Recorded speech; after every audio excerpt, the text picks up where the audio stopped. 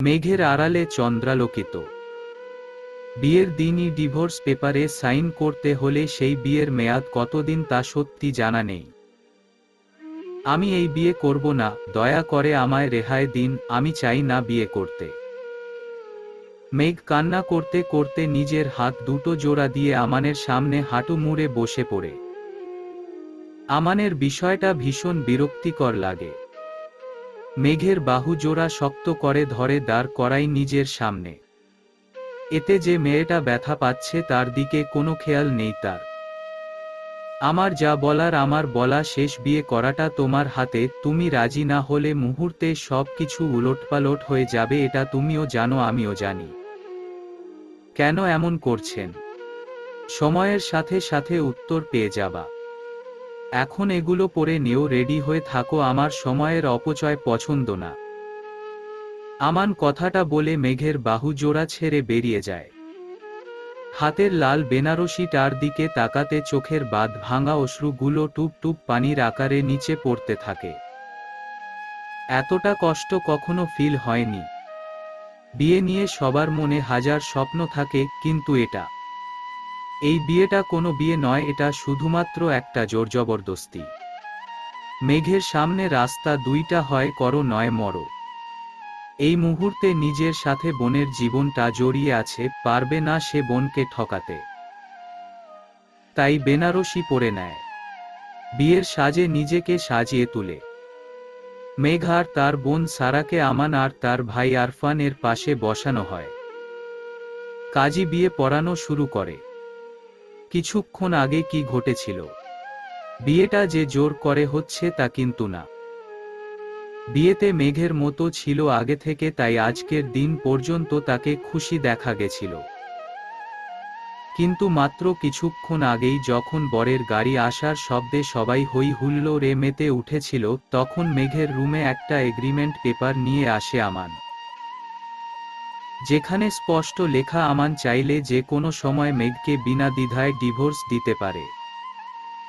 কিন্তু আমানের অনুমতি না নিয়ে মেঘ আমানকে কখনো ডিভোর্স দিতে পারবে না। এর মানে স্পষ্ট, আমান বিয়েটা করার আগেই তা ভেঙে দিতে চাইছে। মেঘ এটা দেখার পর আমানকে সোজাই বলে সে বিয়েটা করবে না, কিন্তু তারপরে যা ঘটে তার জন্য মেঘ প্রস্তুত ছিল না। তুমি ভুলে যাচ্ছ আজ সারার ও বিয়ে হচ্ছে আমারই ছোট ভাই আরফান এর সাথে। তোমার বোনের সুখের সংসার ভেঙে যাবে যদি তুমি এখন না করে দাও। মেঘ কান্নায় জড়িত লাল অশ্রুসিক্ত নয়নে আমানের দিকে তাকিয়ে আছে। ছেলেটা এত নীচ কিভাবে, কেনই বা করছে সে এগুলো? কি চান আপনি? আমি কি চাই তা সময় বলে দিবে। এখন সাইন করে রেডি হয়ে নেও। আমার স্ত্রী এর উপর দিয়ে কি যাচ্ছে তা আমি জানি, অন্য কাউকে জানতে না দিই। শত হোক স্বামী স্ত্রী এর ব্যাপার বাইরের কেউ না জানলেই ভালো, তাই না মেঘ? আমানের এমন কথায় মেঘের ইচ্ছে হচ্ছে কষিয়ে একটা চর বসিয়ে দিতে। কিন্তু আপাতত সে জানে না এই লোকটা ঠিক আরও কি কি করতে পারে। নিজের সাথে বোনকেও ভুক্তভোগী করাতে চায় না মেঘ। তাই তো এত বড় সমস্যা জেনেও বোনের দিকে তাকিয়ে নির্দ্বিধায় বিয়েটা করে নিল মেঘ। অশ্রুগুলো বাধা মানছে না, বেহায়ার মতো বইতে শুরু করেছে গাল জুড়ে। আমান খেয়াল করছে মেঘ অনবরত কেঁদে চলেছে। বিয়েটা হয়ে গেছে এর মানে তুমি আমার স্ত্রী। আমার স্ত্রী এর গালে প্রথম আমার স্পর্শ করার কথা, কিন্তু এখানে দেখি কিছু ঠুনকো অশ্রু আমার অধিকার নিয়ে টানাটানি করছে। কান্না থামাও, না হলে ফল ভালো হবে না। কান্নার জন্য আরও অনেক সময় আছে, মনে করো সারাটা জীবন তোমায় এই অশ্রুগুলোই সঙ্গ দিবে। বাঁচিয়ে রাখো এগুলোকে। শেষের কথাগুলো আমান দাঁতে দাঁত চেপে বলে। মেঘ বড় বড় নিঃশ্বাস নিয়ে নিজেকে সামলানোর চেষ্টা করে। আমান মেঘের হাত ধরে বসে শক্ত করে। শান্ত হও মিসেস খান, সময় এখনো অনেক দূরে যাবে। দাঁতে দাঁত চেপে সবার সামনে মিথ্যা হাসি টেনে ফিসফিস করে বলল আমান। উপস্থিত সবার কাছে সে ভীষণ যত্নশীল স্বামী স্ত্রীর কান্নায় নিজের ভালোবাসা প্রকাশ করছে, কিন্তু মেঘ তো জানে লোকটা আসলে কি করছে তার সাথে। দেখতে দেখতে বেঁচে থাকা সময়টুকু কেটে গেল। বিদায় নিয়ে দুই বোনই চলে এলো নিজের বাড়ি থেকে। মেঘের হৃদয়ের উপর কেউ পাথর রেখে দিয়েছে। ভীষণ ভার ভার মনে হচ্ছে সব কিছু। এ বাড়িতে আসতেই আমানের মা পরম যত্নে দুই ছেলের বউকে ঘরে তুললেন। পুরো বাড়ি জুড়ে মানুষ সবাই নতুন বউদের ভীষণ আদর করছে। সময় পেরিয়ে কিছুটা রাত গভীর হলে মেঘকে একটা ফুলশয্যায় সজ্জিত খাটে বসিয়ে ঘোমটাটা একটু টেনে দিয়ে আসা হলো। মেঘ মাথা নিচু করে আছে। সকালের কথা যে কিছুই ভুলতে পারেনি, এই মানুষটাকে কিভাবে সে মেনে নিবে কিছুই বুঝতে পারছে না সে। পরিচয় পর্ব। জান্নাতুল মেঘ ইন্টার দ্বিতীয় বর্ষের ছাত্রী। সে একাই, তার আপন কোনো বোন নেই। সারা তার একমাত্র চাচার মেয়ে। সারাও মেঘের সাথেই পড়ে। ওরা জয়েন্ট পরিবারে বাস করে। দুজন দুজনকে ভীষণ ভালোবাসে, দুজনই দুজনের জন্য জান কেটে দিয়ে দিতে পারে। সারা আর আরিফের রিলেশন ছিল, কিন্তু আমান ছিল মেঘের কাছে একদম অচেনা। আরিফ বাবার কোম্পানির সিইও, কিন্তু আমান তার পড়ালেখা শেষ করে বাংলাদেশের উচ্চতম পদ বিসিএসটাও শেষ করে চাকরি করে। আমানের বাবা আরিফের জায়গায় আমানকে দেখতে চেয়েছিল, কিন্তু আমান একটু বেশি জেদি, তার এটা পছন্দ ছিল তাই এটাই করবে। খান পরিবার প্রভাবশালী হলেও মেঘের পরিবার নিতান্তই মধ্যবিত্ত। মেঘের বাবা একজন শিক্ষক, তাও রিটায়ারমেন্ট করা শিক্ষক, এবং সারার বাবা ছোটখাটো বিজনেস করেন। অভাব থাকলেও ভালোবাসার কোন কমতি ছিল না এ পরিবারে।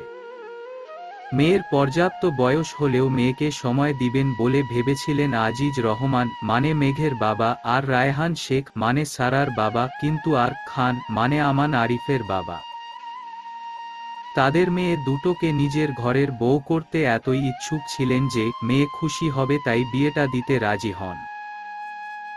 এতে সবাই খুশি ছিল, মেঘ বেশি খুশিও না থাকলেও সারা ছিল ভীষণ খুশি। কারণ আরিফ আর তার একটা সম্পর্ক নাম পেতে চলেছে। সব দিক দিয়ে ঠিক ছিল, কিন্তু শেষের গল্পটা সত্যি বেমানান হয়ে গেল। হঠাৎ পাশে কারোর উপস্থিতি টের পেয়ে মেঘ বাস্তবে ফিরে। পাশেই সেই 5 ফুট 11 ইঞ্চির মাত্রাতিরিক্ত ফর্সা ছেলেটা দাঁড়িয়ে। মেঘের হৃৎস্পন্দনের গতি হঠাৎ করে বেড়ে যাওয়ায় নিজেকে কেমন মনে হচ্ছে। আমান নিজের কোটটা খুলে পাশে রাখে, মেঘ চুপচাপ করে আছে। আমান পাশে ফিরে মেঘের হাত ধরে খাট থেকে নামায়। মেঘ ব্যথায় চোখ বন্ধ করে নেয়। এখানে কেন? তুমি বেরিয়ে যাও এই রুম থেকে। মেঘ চোখ খিচে বন্ধ করে ছিল, কিন্তু আমনের এমন কথায় চোখ মেলে তাকায়। আমান মেঘকে দেখে একটা বাঁকা হাসি দেয়। কি ভেবেছিলে আমি এমন বলবো? উহুম, এটা তো আমি বলবো না। যখন তুমি কোনো মানুষকে ঘৃণা করো তখন তার কাছে আসা, তার নিঃশ্বাসের শব্দ, সবকিছু তোমায় বিরক্ত করে। তার প্রতিটা কাজ চোখের সামনে হওয়াটা বিরক্তিকর লাগে। আমিও তোমার সেই বিরক্তি হতে চাই মেঘ। আমান কথাগুলো বলে মেঘকে ছেড়ে দিল। মেঘের হাত জোড়া লাল বর্ণ ধারণ করেছে, তার দিকে তাকিয়ে কিছু পানি গড়িয়ে পড়ল গাল দিয়ে। হয়তো বলবে কি ক্ষতি করেছি আপনার? সেই প্রশ্নের উত্তর তুমি ধীরে ধীরে পাবে, কিন্তু আপাতত তোমায় আমার যাবতীয় সমস্ত কিছুর খেয়াল রাখতে হবে। আমি কি খাই, আমি কখন কি পড়ি, এগুলো সব তোমার দায়িত্ব। সকালে উঠে সবার আগে তোমার মুখটা দেখতে চাই, সাথে তোমার হাতের কফি। নিজেকে আমার মন মতো গড়বার চেষ্টা করো, হয়তো কিছুটা সোজা হবে টিকে থাকা। কথাগুলো বলে আমান ওয়াশরুমে চলে গেল। মেঘ সেখানে ঠায় হয়ে দাঁড়িয়ে রয়। মেঘ ভাবছে তার সাথে কি হচ্ছে। সবকিছু কেমন অগোছালো হয়ে আছে। মেঘ নিজের পরনের ভারী শাড়িটা পাল্টে একটা নরম কাপড় পরে নেয়। আমান বেরিয়ে এসে মেঘকে দেখে কিছু বলে না বিছনায় শুয়ে পড়ে। মেঘ আমানের দিকে তাকিয়ে অন্য দিকে ফিরে শুয়ে পড়ে। আমান চোখ বন্ধ করে নেয়। মেয়েটার কাছে আসায় একটা তীব্র ঘ্রাণ পায় আমান, যেটা সহ্য করা সম্ভব না কোনো মতেই। আমান চোখ বন্ধ করে এক গ্লাস পানি খেয়ে শুয়ে পড়ে। মেঘ সারা দিন টায়ার্ড থাকায় ঘুমিয়ে যায়।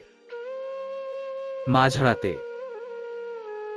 মেঘের ঘুমের মাঝে একটা অভ্যাস আছে, আশেপাশের মানুষকে না ধরে সে ঘুমোতে পারে না, এটা রোজকার কাজ। আসলে সব সময় ওর সাথে সারাই ঘুমায়, তাই সারাকে ধরেই ঘুমায় মেঘ। মেঘ আশেপাশে কাউকে খুঁজতে থাকে, হাতের কাছে কাউকে পেয়ে সোজা মাথাটা তার বুকের মাঝে লুকিয়ে তাকে জড়িয়ে ঘুমিয়ে পড়ে। মেঘের এমন কাণ্ডে আমান অবাক। ঘুম ভেঙে গেছে তার মেঘের খোঁজ করার জন্য। মেঘ হাত দিয়ে টুকাটুকি করছিল, যার জন্য আমানের ঘুম ভেঙে যায়। আমান বেশ অবাক হয়। আই হেড ইউ ড্যামেড, আমাকে নিজের মায় আটকাতে চেয়েও না, পারবে না। আমান দাঁতে দাঁত চেপে কথাগুলো বলে, কিন্তু আমানের বুকের মাঝে গুটিয়ে থাকা মেয়েটার কোনো ভ্রুক্ষেপ নাই। সে একবার ভ্রু যুগল কুঁচকে আবার ঘুমিয়ে যায়, যেন আমনের কথা মেঘকে ভীষণ ডিস্টার্ব করছে, বরঞ্চ কথা বলা থামালে সে খুশি হতো। আমান আর কিছু ভাবে না। এমনি মেয়েটার আশেপাশে ঘেঁষলে আলাদা রকম তীব্র একটা ঘ্রাণ থাকে, কিন্তু এখন সেই ঘ্রাণটা আরো দ্বিগুণ বেড়ে গেছে। আমানের এই ঘ্রাণে নেশা ধরে গেছে, মনে হচ্ছে ঘুমের ঔষধ মিশিয়ে দেওয়া হয়েছে। আমান ঘুমিয়ে যায়। ভোরের পাখি কিচমিচ ডাকে কোলাহল শুরু করেছে। মেঘের অভ্যাস ঘুম থেকে সকাল সকাল ওঠা। চোখ মেলে তাকিয়ে দেখতে পায় সে আমানকে জড়িয়ে ঘুমাচ্ছে। নিজেকে তৎক্ষণাৎ দূরে সরিয়ে নিয়ে আসে। হার্টবিট ধুকপুক শুরু করেছে। মেঘ উঠে অজু করে, গোসল করে, নামাজ পড়ে নেয়। তারপর আমানের থেকে ডিস্টেন্স মেপে আবার ঘুমিয়ে যায়।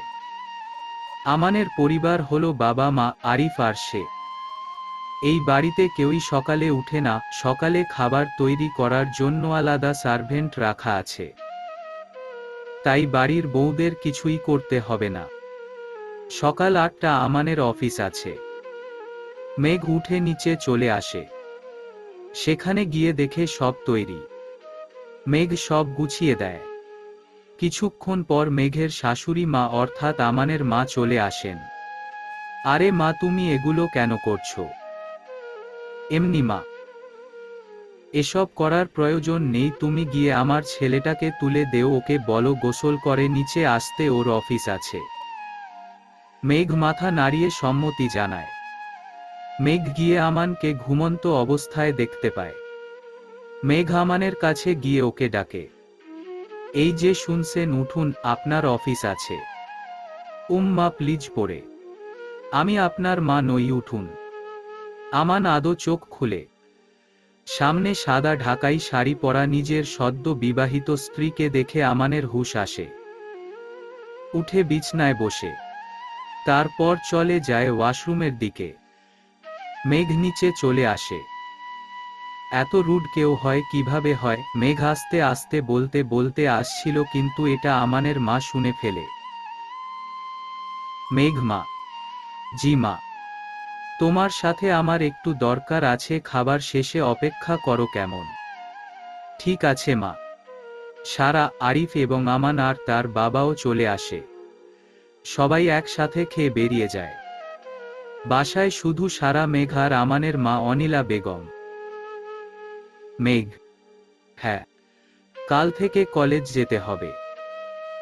যাব, আজ অনেক টায়ার্ড।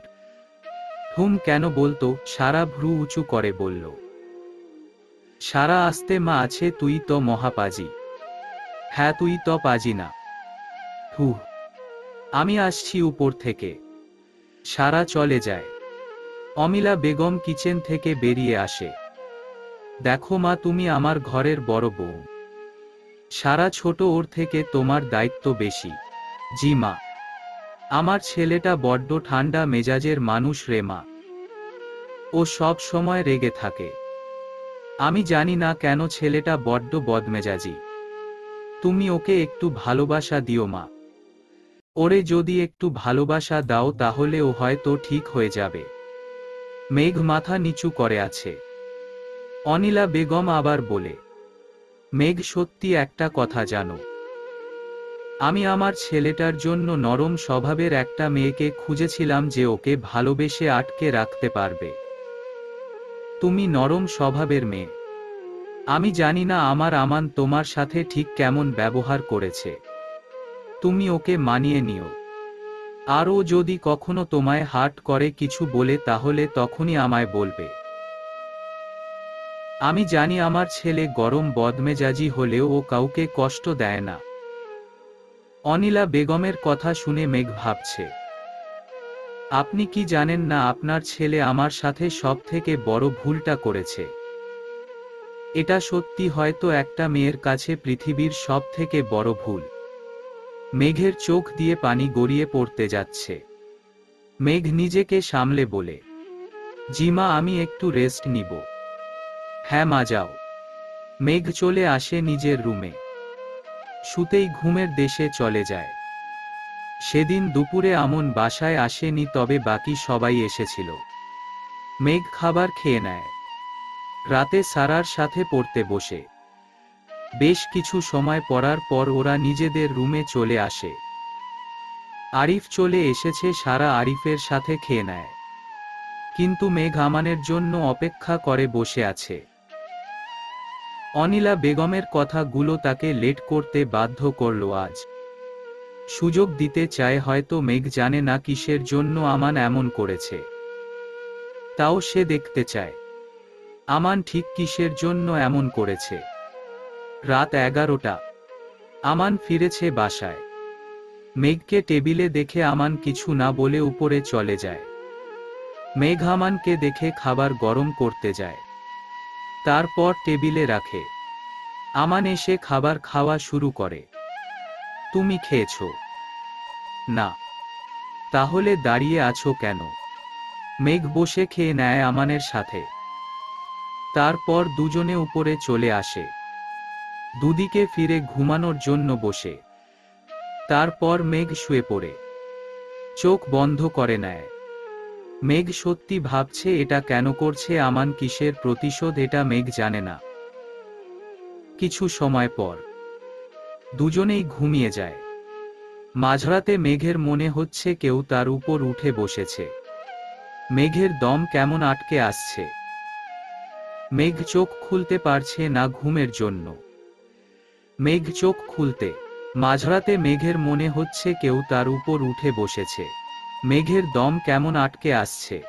মেঘ চোখ খুলতে পারছে না ঘুমের জন্য। মেঘ চোখ খুলতে সামনে আমানকে দেখে এক চিৎকার দেয়। আমান মুখ বন্ধ করে ধরে। কি হয়েছে, চিল্লাচ্ছ কেন? মেঘ তড়িঘড়ি করে চোখ খুলে। আমান পাশ থেকে মেঘের মুখ চেপে ধরেছে।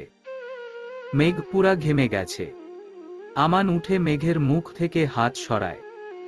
তুমি এভাবে ঘামছো কেন এই শীতে? আমান মেঘকে পানি এগিয়ে দেয়। মেঘ কিছু বলছে না, নিঃশ্বাস নিচ্ছে বড় বড়। কি সাংঘাতিক স্বপ্ন ভাই, এটা কেমন স্বপ্ন? সব যেন বাস্তব ফিল হচ্ছে। মেঘ আমনের থেকে পানিটুকু নিয়ে খেয়ে নেয়। কি হয়েছে মেঘ, নরম সুরে। কিছু না। আমি একটু বেলকনিতে যেতে পারি? হুম যাও, কিন্তু চলে এসো। মেঘ উঠে বেলকনিতে চলে আসে। একটা বেবি ব্লু কালারের 3 পিচ পরা মেঘের চুলগুলো ছাড়া। বেলকনির হালকা বাতাসে তার চুল উড়ছে। মেয়েটাকে দেখে আমানের চোখ আটকে যাচ্ছে। সেই দিনের মেঘ আর আজকের মেঘের মাঝে কোন পার্থক্য নেই, শুধু সময়টা বদলেছে। সেদিন মেঘ শুধুমাত্র একটা সাধারণ স্টুডেন্ট ছিল, আজ মেঘ আমানের স্ত্রী। সেদিন যদি মেঘ সত্যি এমন না করত তাহলে হয়তো আজ আমনের ভেতর একরাশ ভালোবাসা থাকতো, নাকি এত ঘৃণা। আমান চোখ সরিয়ে নেয়। উল্টো দিকে ফিরে শুয়ে পড়ে। ভেঙে পড়লে চলবে না, দুর্বল হলেও চলবে না, শক্ত হতে হবে। মেয়েটাকে আমান ভালোবাসতে পারে না।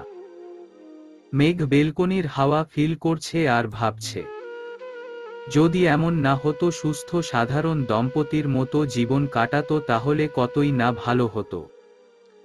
মেঘের ভালোবাসার কমতি থাকতো না, ভালোবাসারও কমতি হতো না। মেঘ মাথা নিচু করে চোখ বন্ধ করে নিঃশ্বাস নিচ্ছে। কিছুক্ষণ পর রুমে চলে আসে। বেলকনির দরজা দিয়ে শুয়ে পড়ে ঘুমিয়ে যায়। পরের দিন সকালে মেঘ সকাল সকাল উঠে নামাজ আদায় করে আবার এসে শুয়ে পড়ে। কিন্তু ঘুম আসছে না আজ। কেন জানি না, এত খারাপ লাগছে। মেঘ কিছু সময় এপাশ ওপাশ করে উঠে ছাদে চলে যায়। মাত্র কুয়াশার ঘেরা সূর্য এসেছে পৃথিবীতে আলো দিতে। সকালের ফুলগুলো ছাদের চারিদিকে ফুটে আছে। ছাদের বেড়িটা বেশ রঙিন। মেঘ এক পাশে দাঁড়িয়ে দূর সীমান্তের দিকে তাকিয়ে আছে। একটা ঠান্ডা শীতল মেজাজের মেয়ে হওয়ায় অনেক সময় আশেপাশের অনেক কথাই তাকে শুনতে হয়েছে। সমাজের সব সময় চেয়েছে কিভাবে মানুষের উপকার হয়। বন্ধু বান্ধবীর জন্য সব সময় নিজেরটা উজাড় করে দিছে, কিন্তু আজ সেই মানুষটা নিজের সংসার সামলাতে পারছে না। মা সব সময় বলতো, দেখবি একটা সুন্দর সংসার হবে তোর, তুই তখন তোর আশেপাশের সব কিছু ভুলে যাবি। মেঘ চোখ বন্ধ করে মায়ের কথা ভাবছে। মায়ের বলা কথাগুলো নাকি বিফলে যায় না। তাহলে এখন কেন যাচ্ছে? মেঘ হঠাৎ সারার কণ্ঠ পেয়ে মেঘ পেছনে ফিরে। কিরে, এত সকালে এখানে কি করিস? মেঘ আমি উঠলাম ঘুম থেকে, তোকে খুঁজতে ছিলাম, তুই তো উঠিস তাই, কিন্তু তোর রুমে তুই ছিলি না। ও উনি কি উঠে গেছে? না, আমায় বলল তুই নেই, তারপর আবার ঘুমিয়ে গেছে। ওহ, আয় দেখ সামনের পরিবেশটা। সারা মেঘের পাশে গিয়ে দাঁড়ায়। দুজন মিলে প্রকৃতি দেখছে। সারা একটা কথা বলবো? বল। আমি বোধহয় অনেক বড় ভুল করে ফেলেছি। কিসের ভুল? সারা আসলে মেঘ হঠাৎ আমনের চিৎকার শুনে মেঘ কিছুটা কেঁপে উঠে। তুই যে বললি আমান ঘুম আসতে, আমি তো দেখে এসেছিল আসতে। আচ্ছা থাক, আমি আসি। চল, আমিও যাব। মেঘ সারা চলে আসে। মেঘ ঘরে এসে আমানের দিকে তাকায়। আমান মেঘের দিকে এগোতে থাকে। মেঘ পেঁচতে থাকে। পেঁচতে পেঁচতে দেয়ালে ঠেকে যায় মেঘ। আমান নিজের দু হাত মেঘের দুপাশে দেয়। মেঘ আমানের দিকে তাকিয়ে আছে। কি বলতে চাইছিলে সারাকে? ও আমার বোন, আমি যা ইচ্ছে তাই বলতে পারি ওকে। পারো, কিন্তু কি ভুল করেছো নাকি বলতো? আমি ভুল করি আর প্রেম করি, তাতে আপনার কি? মেঘের মুখে প্রেমের কথাটা শুনে আমানের বেশ রাগ হলো, কিন্তু এই রাগের কারণ কি সত্যি আমান জানে না। কি বললে? রেগে বললাম আমি ভুল করি আর প্রেম করি, তাতে আপনার কি? তুমি আমার স্ত্রী। মেঘের হাত চেপে ধরে। ভুলে যেন না, মাত্র কিছু দিনের জন্য বিয়ে করেছেন, আমায় কোন অধিকার নেই আপনার আমার উপর। আর 5টা দম্পতির মতো যদি আমাদের শর্তবিহীন বিয়ে হতো, তাহলে আমিও আপনাকে স্বামী হিসাবে মেনে নিতাম। চিল্লিয়ে, তুমি লিমিট ক্রস করছো। আমি লিমিট ক্রস করছি না, লিমিট আপনি ক্রস করেছেন, তাও অনেক বেশি। আপনার কোন অধিকার নেই আমার জীবন নিয়ে খেলার। আপনি ব্ল্যাকমেইল করেছেন আমায়, আপনি আমার বোনকে নিয়ে ব্ল্যাকমেইল করেছেন। আমান মেঘের হাত থেকে হাত সরিয়ে দেয়। হাতটা লাল হয়ে আছে মেঘের। মেঘ আমানের থেকে সরে আসে আর নিচে চলে আসে চোখ মুছে। আমান বিছনার এক পাশে বসে আছে। ভীষণ খারাপ লাগছে। মেয়েটার কথাগুলো সত্যি। মেয়েটা যা বলেছে তাই সত্যি। কি বলবে সে? আমান ওয়াশরুমে চলে যায়, গোসল করে বেরিয়ে আসে। মাথা খারাপ লাগতেছে তা প্রথম কেউ এত কথা শোনালো। এই মেয়েটার জন্য জীবনে প্রথম আমি অপমানিত হয়েছি। এই মেয়েটা আজ আমায় জীবনের প্রথম এত কথা শোনালো। মেঘাই হেটু, তোমায় প্রতিটা কাজের মাসুল দিতে হবে, দেখো ক্ষমা করব না কখনো তোমায়। আমান রেডি হয়ে বেরিয়ে আসে। নিচে এসে সবার সাথে ব্রেকফাস্ট করে। আমান: জি বাবা। তুমি আর আরিফ আজ মেঘ সারার বাসায় যাবে ওদের নিয়ে? কিন্তু কেন? আমান খাওয়া বন্ধ করে দিয়ে বলল। কেন তুমি জানো না যেতে হয়, আজ তোমাদের ছুটি?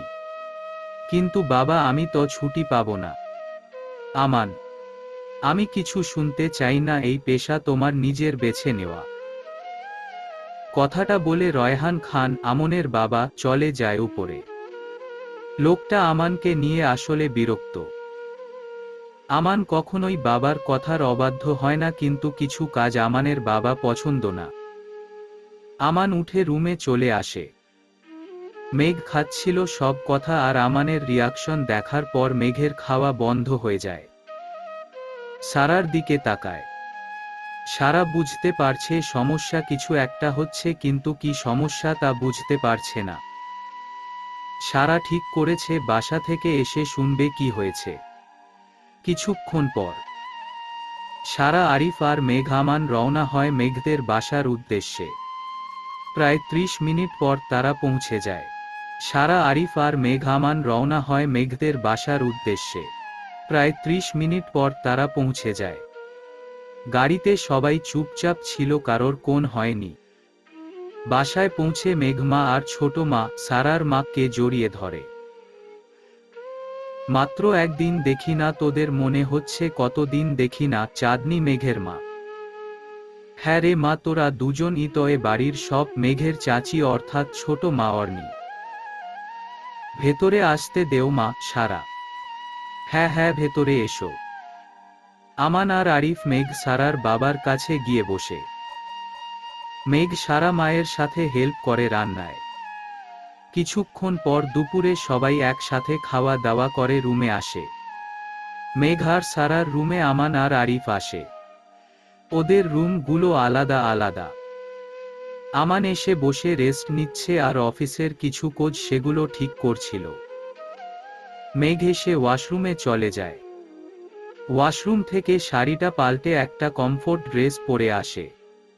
আমান মন দিয়ে ফোন দেখছে আর কোচ করছে।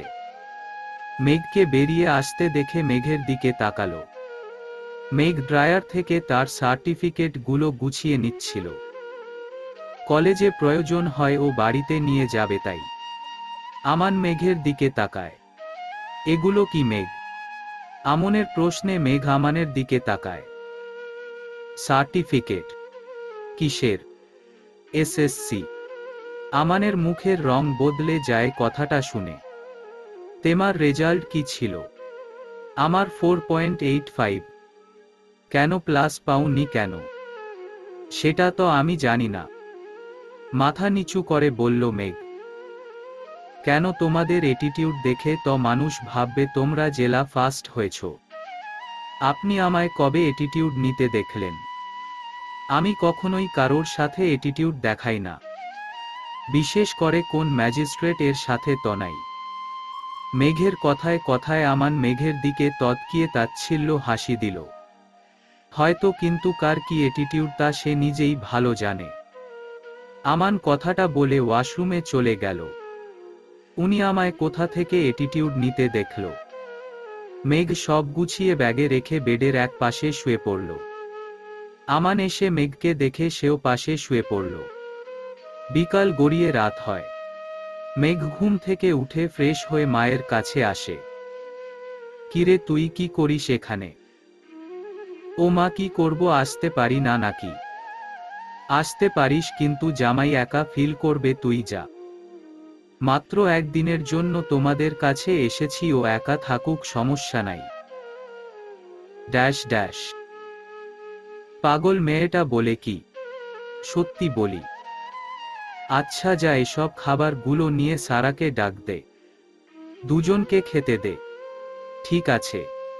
মেঘ গিয়ে সারা আরিফকে ডাকে। মেঘের রুমে গিয়ে সবাই বসে। ওদের খাবার দেওয়া হয়। আমান কিছুই খায় না, আর আরিফ হালকা পাতলা খায়। মেঘ কিছু বলে না। আমানের ব্যবহার আরো বেশি রুড হচ্ছে দিন দিন।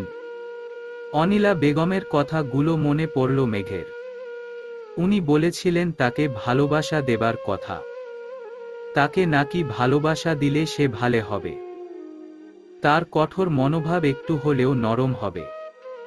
এটা কেমন মানুষ আল্লাহ জানে, কোন ধারণা নেই মেঘের। রাতে খাবার শেষে সবাই টেবিলে বসে আছে। মেঘ হাত ধুয়ে এলো। বাবা, একটা কথা বলতাম। আমান বলল। হ্যাঁ বাবা বলো, মেঘের বাবা বলল। আমার তো এখন বাসায় যাওয়া প্রয়োজন। কেন বাবা? আসলে বাবা, কাল একটা জায়গায় ঝামেলা হয়েছে আর সেখানে পুলিশ চার্জ দিয়েছে, আমাকে যেতে হবে। কিন্তু এখনই এই রাতে? মেঘের মা বলল। মা প্লিজ, আমি ওকে নিয়ে অন্য একদিন আসব।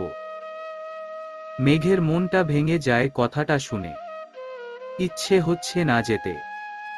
আচ্ছা দাদাভাই, তুই চলে যা, আমি সারা আর মেঘ কাল সকালে না হয় আসব, আরিফ বলল। আরিফের কথাটা শুনে আমানের অজান্তেই মেজাজ খারাপ হচ্ছে, কিন্তু তা প্রকাশ করে না। আনার সকালে কাজ আছে, ওকে নিয়েই যেতে হবে। আমায় ক্ষমা করবেন বাবা, আমি পরে একদিন আসব। মেঘের বাবা আর কিছু বলে না। মেঘের কান্না পাচ্ছে। লোকটা সব সময় এমন করে, ওনার সমস্যা কি এটাই মেঘ বুঝল না আজও। আমান উপরে এসে রেডি হয়ে নেয়। মেঘ মাকে জড়িয়ে উপরে আসে। আমানের দিকে তাকাতে দেখতে পায় 5 ফুট 11 ইঞ্চির একটা লম্বা ফর্সা ছেলে। ছেলেটার বয়স কিন্তু 27 বছর, দেখে তাকে মনে হচ্ছে যেন এখনো 17 বছরের একটা যুবক। চুলগুলো সামনের দিকে দেওয়া, সাদা শার্ট আর ফোল্ড করা হাতা, আর কালো প্যান্ট। কোরিয়ান ছেলেদের মতো একদম। মেঘ চোখ নামিয়ে নিয়ে আসে। মেঘ যা করছে তা কি সংসার আদৌ, তা সত্যি মেঘের জানা নেই। মেঘ গিয়ে একটা চাদর পেঁচিয়ে নেয়। বাইরে অনেক শীত। ব্যাগটা আরিফ গাড়িতে তুলে দেয়। মেঘ পুরো কান্না করে দিচ্ছে, তার কোন মতে মনটা চাইছে না সে যাক। মেঘের মা বুঝতে পারে। আমার বাচ্চা মেয়েটা, কাঁদিস না মা, আবার নিয়ে আসবে তোর বাবা তোকে, বুঝলি? সত্যি? সত্যি। আচ্ছা। মেঘ সবাইকে বিদায় দিয়ে চলে আসে। মেঘ বসে আছে গাড়িতে। কোন কথা বলছে না, শুধু মাথা নিচু করে বসে আছে। বাইরে দিয়ে বাতাস আসছে অনেক বেশি। মেঘ আমানকে বলবে গ্লাসটা লাগাতে। গ্লাসটা লাগিয়ে দিন, শীত। মেঘের কথায় আমান গ্লাস লাগিয়ে দেয়। বেশ কিছুটা পথ পেরিয়ে তারা বাসায় চলে আসে। আমানের মা প্রশ্ন করে, এখন এলি কেন? আমান সেই একই উত্তর দেয়। রুমে গিয়ে মেঘ ওয়াশরুমে গিয়ে বেরিয়ে আসে, ঘুমাতে যাবে। অলরেডি রাত 12:30 বাজে। শীতের রাতে এটাই 2টার মতো। মেঘ গিয়ে আমানের পাশে শুয়ে পড়ে। তারপর কিছুক্ষণের মাঝেই ঘুমিয়ে যায় আদো আদো ঘুম। তখনই আমান আসে। কোথা থেকে? মেঘ শীতল গলায়, ঘুমন্ত সুরে। কাল তুমি খাবার রান্না করবে সকালে সকাল 7টার মধ্যে। ঠিক আছে। আমান শুয়ে পড়ে মেঘের পাশে। মেঘ কম্বল মুড়ি দিয়ে ঘুমাচ্ছে। আমান মেঘের দিকে তাকিয়ে দেখে একটা মায়াবী মেয়ে ঘুমিয়ে আছে। ভীষণ কাছে পেতে মন চাইছে মেয়েটাকে। জড়িয়ে ধরতে চাইছে বেহায়া মনটা, কিন্তু আমান চোখ বন্ধ করে নিঃশ্বাস নেয়। মেয়েটা শুধু মাত্র তোর শত্রু, আর কিছু নয়, তুই এটা ভাবতে পারিস না আমান। সংযত হওয়া প্রয়োজন। আমান অন্য পাশে ফিরে শুয়ে পড়ে। সেবার আগে মেঘের কপালে থাকা কুচি চুলগুলো আমান সরিয়ে দেয়। এটাই যেন এক রাস প্রশান্তি। আমান ঘুমিয়ে যায়। পরের দিন সকালে মেঘ নামাজ পড়ার জন্য উঠে গিয়ে খাবার রান্না করা শুরু করে। আমান চোখ বন্ধ করে নিঃশ্বাস নেয়। মেয়েটা শুধুমাত্র তোর শত্রু, আর কিছু নয়। তুই এটা ভাবতে পারিস না আমান। সংযত হওয়া প্রয়োজন। আমান অন্য পাশে ফিরে শুয়ে পড়ে। সেবার আগে মেঘের কপালে থাকা কুচি চুলগুলো আমান সরিয়ে দেয়। এটাই যেন এক রাস প্রশান্তি। আমান ঘুমিয়ে যায়। পরের দিন সকালে মেঘ নামাজ পড়ার জন্য উঠে গিয়ে খাবার রান্না করা শুরু করে। রান্না শেষে গিয়ে আমানকে ডাকে, আপনার কাজ আছে, উঠুন। আমান একটু একটু চোখ দুটো খুলে ঘুমন্ত সুরে, উঠুন। আমান উঠে বসে কিছু না বলে ওয়াশরুমে চলে যায়। মেঘ নিচে খাবার টেবিলে রাখে। কিছুক্ষণ পরে আমান নিচে নেমে আসে স্যুট বুট পরে। ছেলেটা দেখতে ভীষণ সুন্দর, তার শিক্ষাগত যোগ্যতা অনেক বেশি। মেঘকে এই ছেলেটার সাথে মানায় না এমনটা মেঘের মনে হয়। হয়তো উনি মা বাবার চাপে আমায় বিয়ে করেছেন, এর জন্যই এমন করেছেন। মেঘ মাথা নিচু করে খাবার দেয় আমানের প্লেটে। আমান খাবার খেয়ে নেয়। কিছুক্ষণ পর মেঘের দিকে তাকায়। মেঘ নিচের দিকে তাকিয়ে আছে। তুমি খেয়েছো? না। তাহলে এসো খেয়ে নেও। মেঘ আমানের সাথে বসে খেয়ে নেয়। যাবার সময় আমান মেঘের দিকে একবার তাকায়। কেন জানি না ইচ্ছে হচ্ছে না যেতে, মেয়েটার কাছে থাকতে ইচ্ছে হচ্ছে। কিন্তু এমনটা কেন মনে হচ্ছে আমানের জানা নেই। আমান মেঘের দিকে তাকিয়ে আছে। মেঘ কিছু বুঝতে পারছে না। মেঘ আমনের দিকে তাকিয়ে চোখ উপরে দেয়। কি? কিছু না। আমান চলে যায় আর পেছনে তাকায় না। মেঘের ও বিষয়টা খেয়ালে আসল। লোকটা চাইছিল না মেঘকে ছেড়ে যেতে, সত্যি চাইছিল না। কিন্তু কেন? মেঘ নিজের মনের ভুল মনে করে চলে আসে উপরে। নামাজ শেষ, খাওয়াও শেষ। টেবিলে সব ঢেকে মেঘ দরজা বন্ধ করে ঘুমাতে যায়।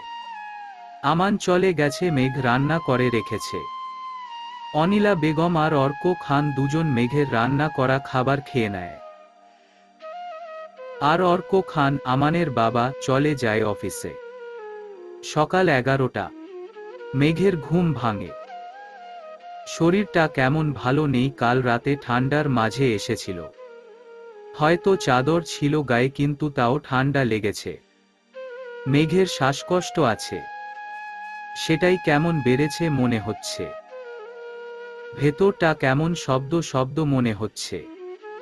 মেঘ বুঝে হাত দিয়ে বসে আছে খাটে। অনিলা বেগম তখন রুমে আসে। কিরে মা, তুই এভাবে বসে আছিস কেন? মা, আমার না ভালো লাগছে না। কেন রে মা, কি হয়েছে? চিন্তিত হয়ে মেঘের কাছে এসে, মা, আমার না দম বন্ধ হয়ে আসছে। কেন রে? অনিলা বেগম উত্তেজিত হয়ে মেঘকে চা করে এনে দেয়। চা খা। মা সারাকে ফোন করেন, ওকে ঔষধ নিয়ে আসতে বলেন। কি ঔষধ? মা, ও জানে আমার কষ্ট হচ্ছে কথা বলতে। অনিলা বেগম সারাকে ফোন করে। আসসালামু আলাইকুম মা, কেমন আছেন? ফোনের ওপাশ থেকে সারা বলল, ভালো না সারা, মেঘের কেমন শ্বাসকষ্ট হচ্ছে, তুমি জলদি চলে এসো ওর ঔষধ নিয়ে। ও শুধু বলল সারাকে ঔষধ আনতে বলেন, কথা বলতে পারছে না। কি বলেন মা, আমি এখনই আসছি। আপনি করেন না। সারা ফোন কেটে দেয়। কি হয়েছে সারা? আরিফ বলল, মেঘ অসুস্থ, ওর শ্বাসকষ্ট হচ্ছে, চলো বাসায় চলো জলদি। হ্যাঁ চলো, কিন্তু ওর কি হয়েছে? শ্বাসকষ্ট।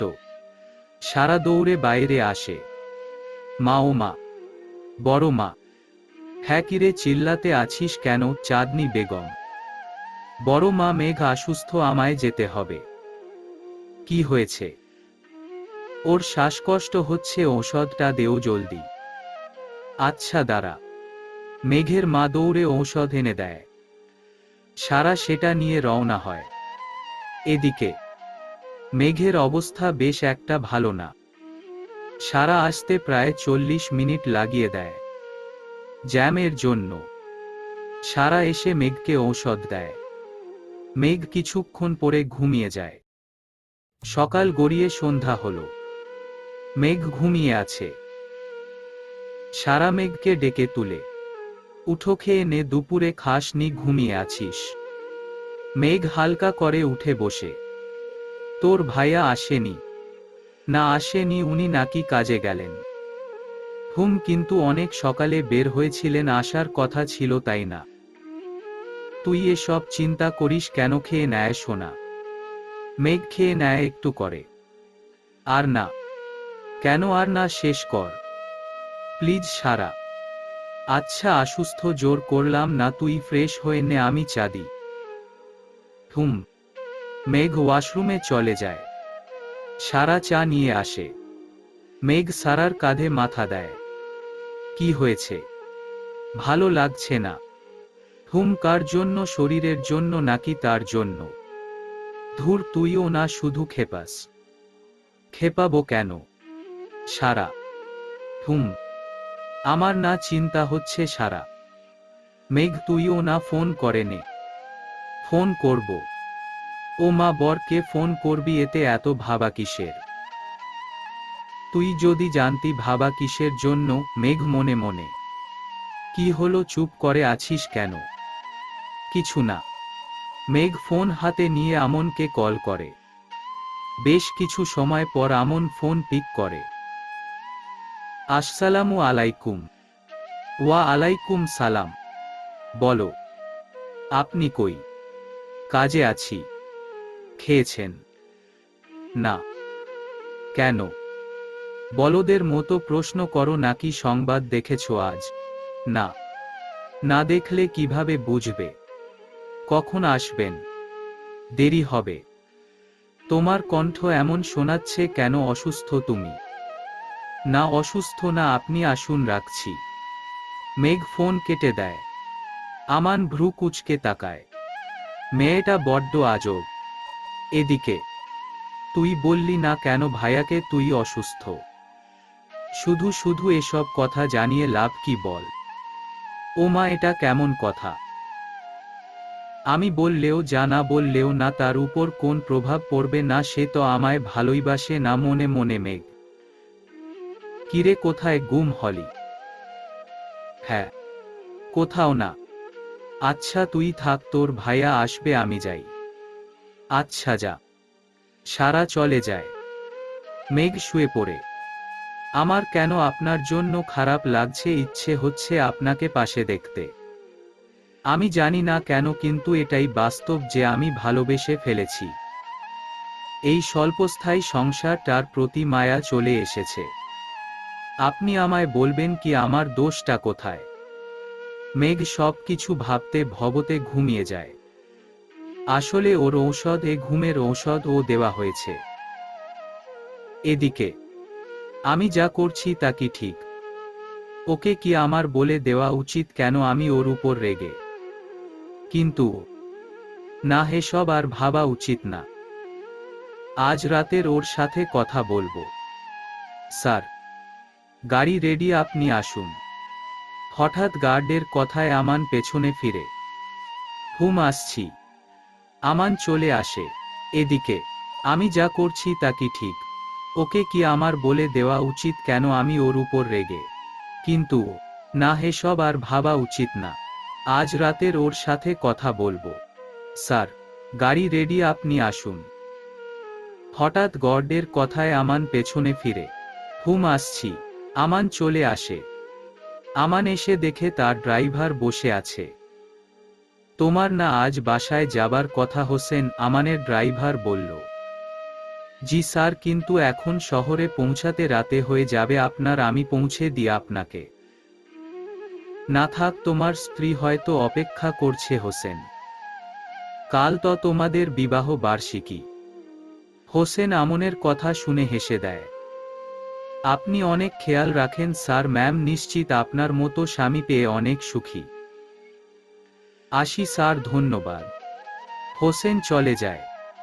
আমান হোসেনের শেষের কথাটা বারবার শুনতে পাচ্ছে। ম্যাম নিশ্চিত আপনার মতো স্বামী পেয়ে অনেক সুখী। সত্যি কি মেঘ সুখী? এটা সত্যি আমনের জানা নেই। আমান গাড়িতে উঠে গাড়ি চালানো শুরু করলো। বেশ অনেক সময় পর শহরে পৌঁছে যায় আমান। রাস্তায় এক ফুলের দোকানে যায়।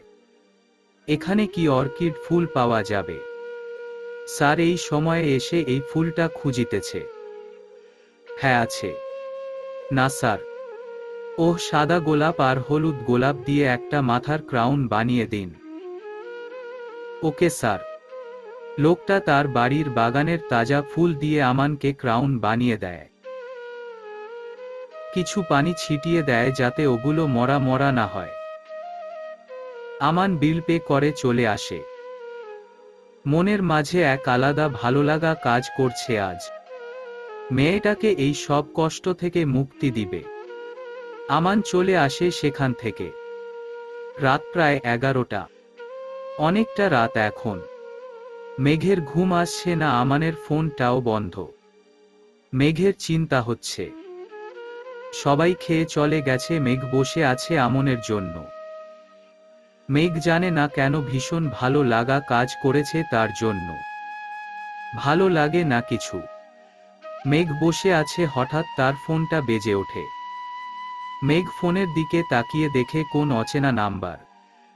মেঘ ফোনটা পিক করে। আসসালামু আলাইকুম। ওয়া আলাইকুম সালাম। আপনি কি মিস্টার আমন খানের স্ত্রী মিসেস খান? জি, আপনি কে বলছেন? আমি ডক্টর জেরিন। আপু আমান খান হঠাৎ অ্যাক্সিডেন্ট করছে, উনি এখন হসপিটালে আছেন। আমি এই হসপিটালের ডক্টর, আপনি প্লিজ জলদি আসুন। কথাটা শুনে মেঘের পৃথিবীটা যেন হঠাৎ থমকে গেল। কিছু একটা হয়েছে, কি হয়েছে? সব শব্দগুলো যেন বন্ধ হয়ে গেছে। মেঘ দৌড়ে সারার রুমে যায়। ভাইয়া। কি হয়েছে মেঘ? আরিফ বলল। ভাইয়া আমান অ্যাক্সিডেন্ট করেছে, জলদি চলুন। আরিফ থ হয়ে যায়। কি বলছো মেঘ? কি করে কি? তুমি শান্ত হও, চলো আমরা যাচ্ছি। ভাইয়া জলদি। মেঘ কিছু হবে না, চল। সারা, মেঘ আর আরিফ রওনা হয়। অনিলা বেগম আর অর্ক খান ও পেছনের গাড়িতে আছে। হসপিটালে পৌঁছে মেঘ দৌড়ে কাউন্টারে যায়। আমান খান কোথায়? ম্যাম, ডক্টর জেছির সাথে কথা বলুন। মেঘ দৌড়ে যায়। মিসেস খান? উনি কোথায়? মিসেস খান, ওনার অপারেশন শুরু করতে হবে, প্রয়োজন ব্লাড। আপনি প্লিজ ও পজিটিভ ব্লাড জোগাড় করেন। আর বোন পেপার সাইন করতে হবে। মেঘ পুরো ভেঙে পড়ে। ডক্টর আমাকে দিন, আমি জোগাড় করছি, আপনি প্লিজ অপারেশন শুরু করুন। ওকে। ডক্টর চলে যায়। আরিফ রক্ত জোগাড় করে ফেলে। মেঘ কাঁদতে আছে, ভীষণ কষ্ট হচ্ছে তার। সারা সামলে পারছে না মেঘকে। সামলানো হয়তো সম্ভবও না। মেঘ, তুই তো অসুস্থ ছিলি। তুই এমন করছিস কেন সোনা? তুই খাসনি। আমার ভালো লাগছে না সারা। বুঝতেছি ভালো কি আমাদের লাগছে, তুই শান্ত হ। এরই মাঝে মেঘ সারার পরিবার ও হাজির হসপিটালে। আমনের অ্যাক্সিডেন্টটা হলো কি করে? ফ্ল্যাশব্যাক। আমান ফুলের ক্রাউনটা হাতে গাড়িতে বসে। সেটাকে রেখে গাড়ি স্টার্ট দিতে যাওয়ার সময়ই হঠাৎ পেছনে থেকে কোন একটা ট্রাক এসে ধাক্কা দেয়। ট্রাকটা এমন ভাবে ধাক্কা দেয় আমামের গাড়িটা গুঁড়ো গুঁড়ো হয়ে যায়। আমান চাপা খায়। গাড়িটা উল্টে যায়। তখন আমান নিচে পড়ে। আর তার মাথায় ও আঘাত পায়। সবাই জড়ো হয়ে যায়, তখনই ডক্টর জেসি পাশ দিয়ে যায়। আমানকে ওই অবস্থায় দেখে নিজের হসপিটালে নিয়ে আসে। আমানের ফোনটার অবস্থাও ভালো না, তাও বহুত কষ্টে ডায়ালের প্রথম নাম্বারটা দেখে। সেটা হলো মিসেস খান নামে সেভ করা, তার মানে এটা হয়তো আমানের স্ত্রী। এটা ভেবেই ডক্টর জেছি তাকে ফোন দেয়। বর্তমান আমানের অবস্থা ভালো না। আরিফ রক্ত দিচ্ছে ডক্টরকে। ডক্টর তাদের সম্পূর্ণ চেষ্টা করছে, কিন্তু বুঝতে পারছে না শেষে কি হবে। মেঘ ভেঙে পড়েছে আমানের মাও। ছেলের এই অবস্থা চোখে দেখার নয়। কিন্তু গাড়িটার অ্যাক্সিডেন্টটা সাধারণ কিছু ছিল না। কেউ আমানের গাড়িকে ইচ্ছে করে অ্যাক্সিডেন্ট করিয়েছে। কিন্তু কেন কেই বা আমানকে ইচ্ছে করে মারতে চাইবে? সত্যিটা অজানা থাক। সেই রাত কাটিয়ে পরের দিন সকাল হলো। মেঘ কিছু খায়নি এখনো। কাঁদতে আছে। একজন এসে আমানের গাড়ি থেকে পাওয়া জিনিসগুলো দিয়ে যায়। সেখানে ফুলের ক্রাউনের টুকরোগুলো স্পষ্ট। মেঘ ওগুলো দেখে আরো বেশি কান্না করে দেয়। মানুষটা হয়তো কাল ওকে কিছু বলতে চেয়েছিল, কিন্তু হয়তো ওপরওয়ালা চায়নি আমান মেঘকে কিছু বলুক। এভাবে মেঘের শ্বাসকষ্টও বেড়ে যাচ্ছে। কিছু না খাওয়ার কারণে সে দুর্বল। আমানের মা নিজের দুঃখ ভুলে ছেলের বউকে বুঝাচ্ছে। সারাও বুঝাচ্ছে, কিন্তু মেঘ বুঝতে চাইছে না। মেঘ প্লিজ একটু খেয়ে নে। সারা প্লিজ। মেঘ মা প্লিজ। মা প্লিজ, আমার ভালো লাগছে না। ভালো কারোরই লাগছে না, কিন্তু তুমি না খেলে আরো অসুস্থ হয়ে পড়বা, তখন কি হবে মা? ওদের কথার মাঝেই ডক্টর আসে। মিসেস খান, মিস্টার খান ঠিক আছেন আলহামদুলিল্লাহ। আপনারা তার সাথে দেখা করতে পারেন, কিন্তু একজন জেছি চলে যায়। আমামের মা মেঘকে পাঠায়। মেঘ রুমে যায়। আমান চোখ বন্ধ করে শুয়ে আছে। মেঘে কষ্ট হচ্ছে তাকে দেখে। মেঘ গিয়ে আমানের পাশে বসে আমানের হাতে হাত রাখে। আমান চোখ খুলে, ঠিক আছেন আপনি? আমান মৃদু হাসে। তোমার তো এখানে থাকার কথা না। কেন? তুমি আমার এত খারাপ ব্যবহার সহ্য করেও কেন এখানে এসেছো? আমি আসতাম না। আপনি কেন এসব বলছেন? চুপ থাকেন, এখন এসবের সময় না। মেঘ তুমি। হুশ। মেঘের হাত আমানের মুখে দেয়। এসব কথা এখন না, শুধু রেস্ট নিবেন, সুস্থ হবেন, তারপর দেখা যাবে। আমান হেসে দেয়, মেয়েটা পাগল। ঠিক আছেন আপনি? আমান মৃদু হাসে। তোমার তো এখানে থাকার কথা না। কেন? তুমি আমার এত খারাপ ব্যবহার সহ্য করেও কেন এখানে এসেছো? আমি হলে আসতাম না। আপনি কেন এসব বলছেন? চুপ থাকেন, এখন এসবের সময় না। মেঘ তুমি। হুশ। মেঘের হাত আমানের মুখে দেয়। এসব কথা এখন না, শুধু রেস্ট নিবেন, সুস্থ হবেন, তারপর দেখা যাবে। আমান হেসে দেয়, মেয়েটা পাগল। মেঘ আমানের হাত মুখ ধুইয়ে দেয়। তারপর আমানকে খাইয়ে দেয়। আমানের হাতে একটু বেশি সমস্যা হয়েছে। ডান হাতটা ভেঙে গেছে। ডক্টর বলেছে সময় লাগবে। মেঘ আমানকে খাইয়ে দিয়ে আমানের বুকে চাদর টেনে দেয়। ঘুমান। উহু, ঘুম আসছে না। কেন? শুধু কাউকে দেখতে ইচ্ছে হচ্ছে। কাকে? আছে কেউ? আপনি কি সত্যি অসুস্থ? কেন? না মানে অসুস্থ হয়ে কেউ রোমান্টিক হয়ে যায় জানতাম না। তুমি ভীষণ পাজি। এহুনি ভীষণ ভালো ঘুমান্ত। মেঘ আমানের চোখে হাত দেয়।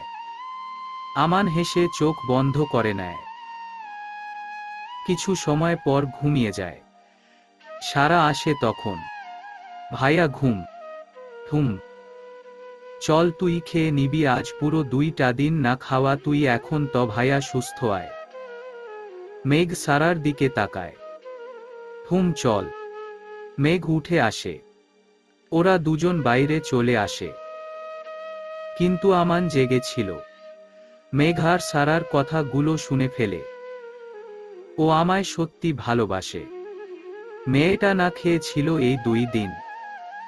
অথচ আমি একটা বার প্রশ্নও করলাম না তুমি খেয়েছো কিনা।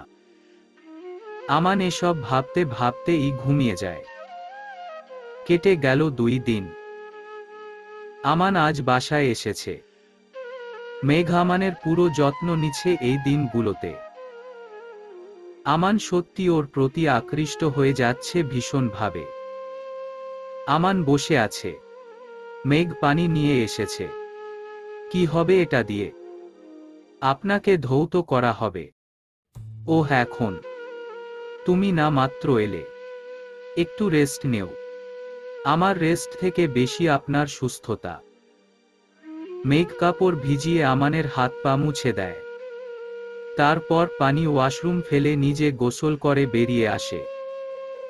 মেঘ একটা হালকা গোলাপি রঙা গোল ফ্রক পরেছে। মেঘ আয়নার সামনে এসে চুল শুকাচ্ছে। আমানের চোখ মেঘের দিকে। ভেজা চুলে বিন্দু বিন্দু পানি গড়িয়ে পড়ছে। পিঠের কিছু অংশ ভিজে গেছে। চোখের পাপড়ি গুলোতেও বিন্দু পানির কণা জমা হয়েছে। অসাধারণ এক বাতাস মেঘের চুল ছুঁয়ে দিচ্ছে। মেঘের প্রতিটি মুহূর্তের কাজ আমানের চোখের সামনে যেন স্লো স্পিডে চলছে। ভালোবাসলে সব কিছু কি এমন নতুন লাগে নাকি তা আমানের জানা নেই। মেঘ চুল শুকিয়ে ওড়না ঠিক করে বাইরে আসতে গেলে আমান মেঘের হাত ধরে বসে। মেঘ পেছনে তাকায়। হুম। কোথায় যাচ্ছেন? খাবার আনতে। বসেন এখানে। না, আগে খাবার তারপর ঔষধ। মেঘ, আমি বলেছি বসতে, এদিকে এসো। মেঘকে আমানের পাশে বসায় আমান। কি বলুন? ভদ্রমহিলা, ভদ্রতা শিখোনি। হুম। কিভাবে স্বামীর সাথে কথা বলতে হয়। আপনার ঔষধ এর সময় হচ্ছে। হ্যাঁ তো। হ্যাঁ তো, আমায় যেতে হবে। উফ। কি? আমান কাউকে ফোন করে। খাবার দিয়ে যাও উপরে। ওপাশের কথা শুনতে পায় না মেঘ। আমান ফোনটা কেটে দিয়ে মেঘের কোলে মাথা দেয়। মেঘের চোখ রসগোল্লা হয়ে যায়, সাথে হৃৎস্পন্দনের বেগ দ্বিগুণ বেড়ে যায়। কি করছেন? ঘুমাচ্ছি। ও মা। কিছু সময় পর সার্ভেন্ট এসে খাবার দিয়ে যায়। মেঘ আমানকে খাইয়ে দেয়। আমান মেঘকে নিজের সামনে খেতে বলে মেঘ বাধ্য হয়ে খেয়ে নেয়। আমানের খাওয়ার পর মেঘের কোলে শুয়ে ঘুমিয়ে যায়। ঘুমিয়ে গেলে ছেলেটাকে পুরো বাচ্চা বাচ্চা লাগে। লোকটার হাসিটা এত সুন্দর। মেঘ মৃদু হাসে। কেটে যা আরো 2 দিন। আমান এখন সুস্থ। মেঘ এই দিনগুলোতে আমানের প্রতিটা কাজের খেয়াল রেখেছে, প্রতিটা খাবারের খেয়ালসহ সব কিছুর খেয়াল রেখেছে। আমানও বুঝতে পেরেছে মেয়েটা তেমন নয় যেমন সে ভেবেছিল। মেয়েটা সত্যি ভালো। আমনের অফিসে যেতে সবাই তার সুস্থতার জন্য শুভকামনা জানায়। আজ রাতে আমান জলদি অফিস থেকে ফিরে আসে। মেঘ বসে আছে, নিজের পড়া শেষ করে ফোন ঘাঁটছে। এর মধ্যে আমান চলে আসে। আমানকে দেখে বেশ অবাক হলো মেঘ। আপনি এত জলদি? এমনি ভালো লাগছে না তাই চলে এলাম। একটা প্রশ্ন করতে পারি? হুম, পারো। আগে ফ্রেশ হয়ে আসুন। ওকে। আমান ফ্রেশ হতে যায়। আমানের হাতের ব্যান্ডেজটা এখনো আছে। মেঘ আমানকে সব কিছুতে সাহায্য করে দেয়। আমান এসে বসতে মেঘ খাবার নিয়ে আসে। তুমি কিছু বলবে? হুম, খেয়ে নিন। আমান খেয়ে নেয়। খাবার শেষ করে মেঘ আমানের সামনে বসে। বলুন তো, আমাদের বিয়ের প্রথম দিন আপনি ওই কথা বলেছিলেন কেন? আমান কিছুটা চুপ হয়ে যায়। প্লিজ বলুন, আমি দোটানায় আর থাকতে পারছি না। তোমার এসএসসি পরীক্ষার সময় একটা সমস্যা হয়েছিল, সেই সমস্যার কথা কি তোমার মনে আছে? হ্যাঁ আছে, ওটা আমি ভুলতে পারবো না কখনো, কিন্তু আপনি কি করে জানলেন? আমি সেই ডিউটিতে থাকা ম্যাজিস্ট্রেট। কি? হ্যাঁ। মেঘের মাথা নিচু হয়ে যায়। বলো তো সেদিন কি করেছিলে? ফ্ল্যাশব্যাক। আমানের ম্যাজিস্ট্রেট হবার পর প্রথম ডিউটি। এসএসসি পরীক্ষার হলো প্রদর্শন। আমান ছোট থেকেই একটু বেশি ট্যালেন্টেড। ওর সামনে কিছুই অগোচরে থাকে না। ও কাউকে দেখলে বলে দিতে পারে সে কেমন। যদি কেউ তার সামনে অন্যায় করে তাকে সে কখনো ক্ষমা করে না। সেদিন এমনি একটা ঘটনা ঘটেছিল। আমান হলো প্রদর্শন করতে এসে দেখতে পায় একটা মেয়ে নকলের কাগজ লুকাতে ব্যস্ত। আমানকে দেখতে বেশ বাচ্চা বাচ্চা লাগছে, তাই ওকে দেখে বুঝে ওঠা সম্ভব নয় সে ম্যাজিস্ট্রেট। সে নতুন ডিউটিতে হওয়া টিচাররাও এটা বুঝেনি। আমান ওকে দেখে ফেলে, তখন টিচার্সরা তার দিকে তাকায়। তারা প্রথমে বুঝতে পারে না, কিন্তু কিছু সময় পর তারা আমানের পেছনে গার্ড দেখে বুঝতে পারে সে ম্যাজিস্ট্রেট। স্যারটা ঠিক হয়ে যায়। এই মেয়ে দাঁড়াও। আমান পকেটে হাত দিয়ে মেয়েটাকে উদ্দেশ্য করে বলে। মেয়েটার হাত পা কাঁপছে। মেয়েটা তাও শক্ত হয়ে দাঁড়ায়। জি স্যার। ওর খাতা দাও আমায়। একজন স্যার মেয়েটার খাতা নিয়ে দেয় আমানকে। আমান সেখানে লাল কালি বসিয়ে দেয়। মেয়েটা এক্সপেলড। আমনের কথায় মেয়েটার চোখ বড় বড় হয়ে যায়। স্যার, আপনি কি দোষে আমায় এক্সপেলড করলেন? তুমি দোষ করে আমার উপর কথা বলছো? জি না স্যার, আমি কোনো দোষ করিনি। তুমি কোন দোষ করনি? হ্যাঁ, আমি কোনো দোষ করিনি। আমানের ভীষণ জিদ উঠে যায়। ওকে চেক করো এখনই। আমানের চিল্লানো শুনে সবাই ভয় পেয়ে যায়। ওকে স্যার, যদি আমার কাছে কিছু না পাওয়া যায় তাহলে? যদি কিছু না পাওয়া যায় তবে এই লাল কালি উঠিয়ে তোমায় ফ্রিতে এই পরীক্ষায় A+ দিয়ে দেওয়া হবে। আর যদি তোমার কাছে পাওয়া যায় কিছু, তবে তুমি এই বছর কেন জীবনে কখনো পরীক্ষা দিতে পারবে না। আমানের কথায় মেয়েটি কনফিডেন্স এর সাথে আমানের মাস্ক এর উপরের চোখ দুটোর দিকে তাকায়। আমি রাজি। টেক হার, মেক সিউর ওর প্রতিটা কিছু চেক করা হবে। অতীত। মেয়েটা একটা ম্যাম সাথে বেঞ্চের বাইরে আসে। ম্যাম আগে আগে হাঁটছে, মেয়েটা পেছনে পেছনে। মেয়েটা আমানের সামনে গিয়ে থমকে দাঁড়ায়। আমানের ভীষণ কাছে গিয়ে চোখে চোখ রাখে। আপনাকে আজ ভুল প্রমাণিত না করলে আমার নাম ও জান্নাতুল মেঘ নয়। দেখা যাক কি হয় মিস মেঘ। মেয়েটা আসলে মেঘই ছিল। মেঘ সেদিন আমানকে ভালো করে দেখতে পেরেছিল না, কারণ আমান ছিল মাস্ক পরে। আর আমানের দৃষ্টিতে মেঘের ছবি এত গাঢ়ভাবে গেঁথে গেছে যে মৃত্যুর আগ পর্যন্ত ভুলতে পারবে না সে। ম্যাম রুমে গিয়ে মেঘকে চেক করে, কিন্তু কোথাও কিছু পায় না। মেঘের সব কিছুই ভালো করেই চেক করা হয়। স্কুলের ম্যাম বেরিয়ে আসে। স্যার, ওনার কাছে কিছু নেই। কেমন চেক করেছেন আপনি? আমি নিজে দেখেছি ওর কাছে ছিল। স্যার সরি, বাট আমি সহ আরও 3 জন ম্যাম চেক করেছি, কেউই কিছু পাইনি। আমানের মাথায় বাজ পড়ে যায়। কি মিস্টার ম্যাজিস্ট্রেট? প্রশাসন পকেটে রেখেছেন বলে আমার পরীক্ষার বেশ ভালোই হলো, এখন বিনা লেখায় প্লাস পেয়ে যাব। মেঘ বাঁকা হেসে আমানকে পাশ কেটে চলে আসে। এতে আমানের অপমান হয় বেশ অনেকটাই। আমানের প্রচুর রাগ হচ্ছিল, কিন্তু সে নিজেকে কন্ট্রোল করে সেন্টার থেকে বেরিয়ে আসে। রাস্তা দিয়ে ভাবতে ভাবতে আমি নিজে ওকে দেখলাম, আমি কিভাবে ভুল হলাম। সেদিন আমানের ঘুম হয় না। রাতে আমান স্কুলের প্রধানকে কল করে। আসসালামু আলাইকুম স্যার। ওয়া আলাইকুম সালাম।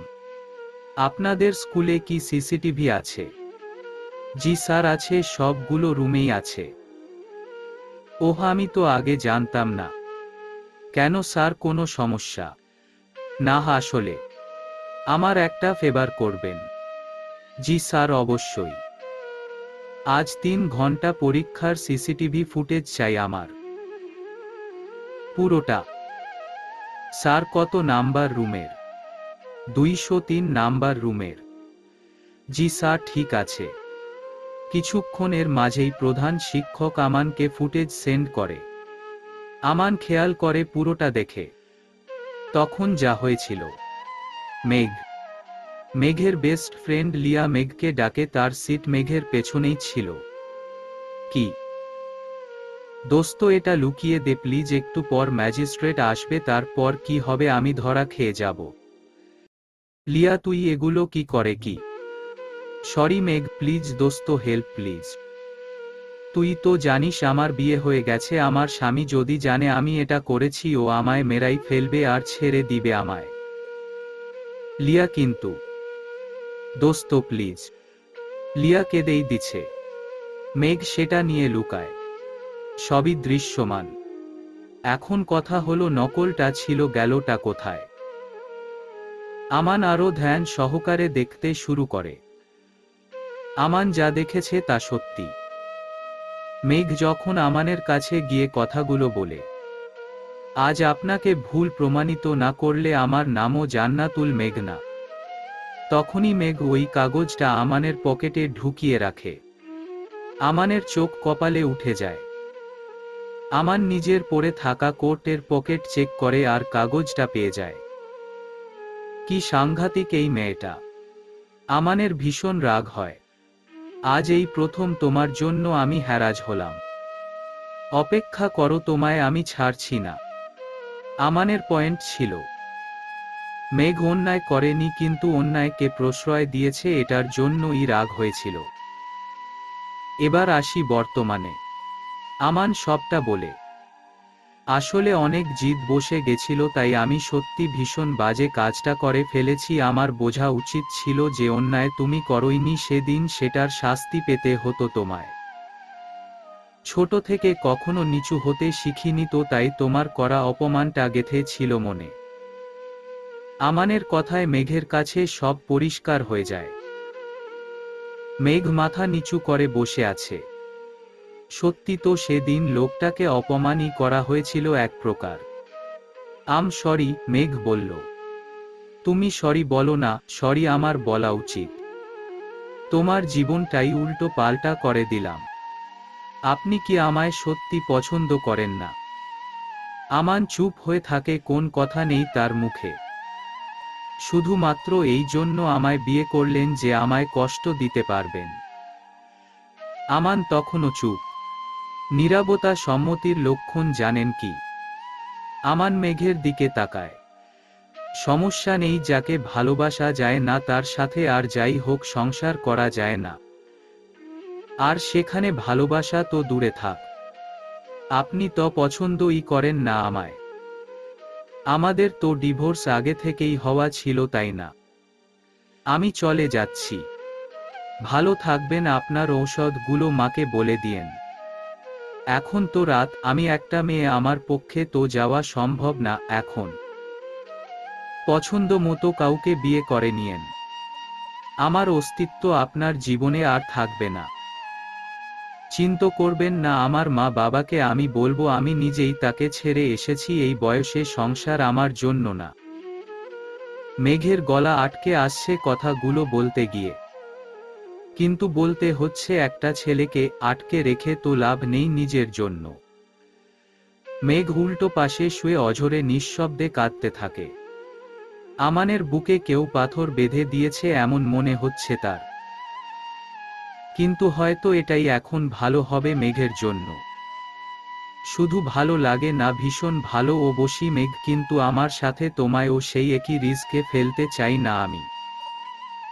দূরে থাকো, আমি বেঁচে থাকলে তুমি শুধু আমারই হবে। আমান মনে মনে কথাগুলো বলে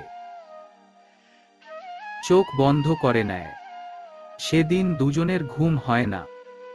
পরের দিন সকালে মেঘ নামাজ পড়েই ব্যাগ নিয়ে বাসায় চলে আসে, তখন আমান ও ঘুমে ছিল। এত সকালে মেঘকে দেখে মেঘের মা ভীষণ অবাক। কিরে মেঘ তুই? কেন মা, এটা আমার বাড়ি না। হ্যাঁ এটা তোর বাড়ি, কিন্তু হঠাৎ জামাই আসেনি? না, জামাই কেন আসবে? আমি তোমার জামাই, এর সাথে আর সংসার করব না। মেঘ কথাটা বলে নিজের রুমে চলে যায়। মেঘের মা মেঘের পেছনে পেছনে আসে, মেয়েকে ডাকে, কিন্তু কোন কোজ হয় না, তাই চলে আসে। মেয়েটা কি বলল অর্নি? বুঝতেছি না ভাবি, ওর কিছু হয়েছে, সারাকে ফোন করি। সারার মা সারাকে ফোন করে। সারা সব শুনে অবাক। সকাল থেকে মেঘকে দেখেনি, ভেবেছে হয়তো কোথাও আছে। কিন্তু এটা তো আরেক কথা। সারা তার শাশুড়ি মায়ের কাছে যায়। কি বলো বৌমা, ওদের মাঝে কিছু হয়েছে? এটা তো ভাইয়াই ভালো বলতে পারবে মা। আমানকে ডাকো। কিছুক্ষণের মাঝে আমন নিচে আসে। কি হয়েছে আমান? কি হবে মা? মেঘ ও বাড়ি কেন চলে গেছে কাউকে কিছু না বলে? কিভাবে চলে গেল তুমি কিছু বলনি কেন ওকে? সকাল থেকে মেঘকে দেখেনি, ভেবেছে হয়তো কোথাও আছে, কিন্তু এটা তো আরেক কথা। সারা তার শাশুড়ি মায়ের কাছে যায়। কি বলো বৌমা, ওদের মাঝে কিছু হয়েছে? এটা তো ভাইয়াই ভালো বলতে পারবে মা। আমানকে ডাকো।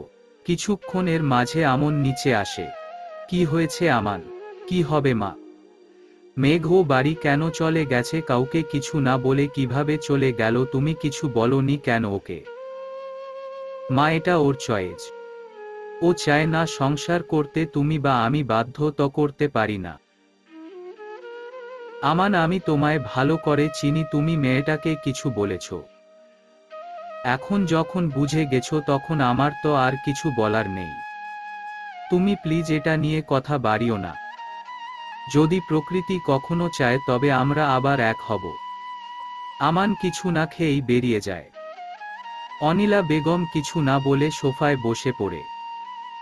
আমারই ভুল সারা, আমার এই হৃদয়হীন ছেলেটার সাথে তোমার নরম স্বভাবের বোনের বিয়েটাই দেওয়া উচিত হয়নি। মেয়েটা এত নরম, এত ভদ্র, ওর জীবনটা নষ্ট করে দিলাম। মা, এভাবে বলবেন না। যা হয়েছে তা বলা না বলা সমান। আমানকে আমি ছোট থেকে মানুষ করেছি, কিন্তু জানিস ও শুধু আমায় মা ডাকেই আর আমার প্রতিটা কথার সম্মানই করে, কখনো ভালোবাসেনি। মা, কি বলছেন? আপনার ছেলে আপনাকে ভালোবাসে না? ও আমার ছেলে না রে সারা। কি বলছেন মা? সত্যি বলছি, ও আমার বোনের ছেলে। আমি ওকে ছেলে হিসাবে আদর ভালোবাসা দিলেও ওর থেকে কখনো সম্মান ছাড়া মায়ের প্রাপ্য ভালোবাসা পাইনি। সারা থ হয়ে যায়, ভেবেছিল অনিলা বেগম হয়তো রাগে কথাটা বলছে, কিন্তু এটা তো সে সত্যি বলছে। কি বলছেন মা এগুলো? আমি এগুলো বলতাম না যদি না সব কিছু আমার পরিকল্পনা মতো হতো, কিন্তু আমি যা ভেবেছি সব উল্টে গেল বুঝলি। ফুলের মতো মেয়েটার জীবনটা থমকে গেল। মা, খুলে বলুন। সময়টা ছিল আজ থেকে 24 বছর আগের কথা। আমার আরিফ তখন মাত্র 1 মাস বয়স। আমার বড় আপু মাহিমা রহমান আর তার প্রভাবশালী স্বামী। শুধু প্রভাবশালী না, বলতে পারো সে ক্ষমতার অপব্যবহার বেশি করত। মানে ইলিগাল কাজ করত, ওনার বিরুদ্ধে কারোর কিছু বলার সাহস ছিল না। কিন্তু ওনার শত্রুর অভাব ছিল না। উনি ছিলেন অরফান খান। ওনাদের ছেলের বয়স তখন মাত্র 3, আমান খান। মা বাবাকে চিনে, আমান ওর মায়ের থেকে বাবাকে অনেক বেশি ভালোবাসত। সেদিন ওরা ড্রাইভ করে আমাকেই দেখতে আসছিল, কিন্তু আমাদের শেষ দেখা হলো না। সেদিন গাড়ি অ্যাক্সিডেন্টে ওদের মৃত্যু হয়। আমার বোনটা অনেক চেষ্টা করেছিল তার স্বামীকে এই পথ থেকে সরানোর, কিন্তু পারেনি। হয়তো আমার বোন জানতো এমন কিছু হবে, তাই সব সময় আরিফকে সরানোর চেষ্টা করত। তুই জানিস সারা, আমান আমায় মা বলতো, মণিমা। প্রথম প্রথম কথা শিখে আমায় মণি মা বলতো। কিন্তু সেদিনের পর ওর হৃদয় সত্যি পাথর হয়ে গেছিল। সময়ের সাথে সাথে আমান বড় হয়, আমি বুঝতে পারি আমার ভালোবাসা ওর হৃদয় গলাতে পারছে না। ও সেই পথর স্বভাবের রয়ে গেছে। আমি ওকে যথেষ্ট ভালোবাসা দিছি। আমার আরিফ থেকে বেশি খেয়াল রেখেছি, কিন্তু ও পারিনি ওকে স্বাভাবিক মানুষ তৈরি করতে। আসলে ছেলেটা বাবাকে বড্ড ভালোবাসতো। যেদিন ওর বাবার মৃত্যু হয় সেদিন প্রশাসন হাফ ছেড়ে বাঁচে। তার সমস্ত কুকর্মের কথা প্রকাশ হতে থাকে। আমান সেটা সহ্য করতে পারেনি, তার কাছে তার বাবা পৃথিবীতে সব থেকে ভালো মানুষ ছিল। ও একা নিজেকে একটা অন্ধকার ঘরে বন্দি রাখত। আমি অনেক চেষ্টা করেছি ওর সামনে কখনো গলা উঁচু করে কথা বলিনি, আমার আমান তো জানেই না বকা কাকে বলে। এত ভালোবাসা দেবার পরেও আমার ছেলেটা সেই কঠোর মনেরই রয়ে গেল। ওর জীবনের একটাই লক্ষ্য বাবাকে নির্দোষ প্রমাণ করা। ও ওর বাবার কোন সম্পত্তির উপর অধিকার এখনো রাখেনি। ও চাইলে আমাদের বাড়ির মতো 20টা বাড়ি তৈরি করতে পারে, কিন্তু কখনো বাবার তো সেই ক্ষমতার দাম্ভিকতা দেখায়নি। আসলে ও শপথ নিয়েছিল যেদিন বাবাকে নির্দোষ প্রমাণ করতে পারবে সেদিনই বাবার রেখে যাওয়া সম্পত্তির উপর অধিকার রাখবে। আমার স্বামী আমানের বাবা ওকে বলেছিল আমাদের ব্যবসায় জয়েন হতে, কিন্তু কখনো ও সেটাও করেনি। নিজের যোগ্যতা দেখায়। আমার ছেলেটা পাথর হৃদয় নিয়ে ঘুরে।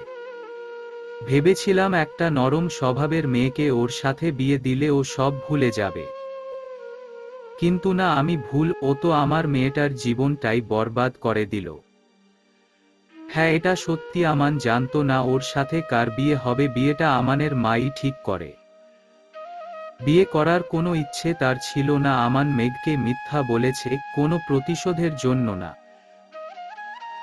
আসলে আমান মেঘকে বিয়ে করতে চায়নি, তাই এমন বলেছে যাতে মেঘ বিয়েটা না করে।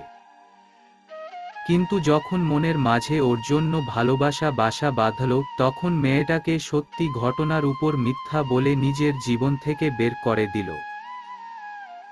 আমানের ধারণা ছিল এমন কথা শুনলে মেঘ সবাইকে বলে দিবে যে ও বিয়ে করতে চায় না, কিন্তু আমন বুঝতে পারেনি মেঘ সারাকে এতটা ভালোবাসে। সবাই কি আর তার মতো কঠোর হৃদয়ের হয়? হয় না। ভালোবাসা সবার মধ্যেই থাকে। সারা সব কিছু শুনে নিজের কানকে বিশ্বাস করতে পারছে না। এত কিছু হয়ে গেল। মা চিন্তা করবেন না, সব ঠিক হয়ে যাবে।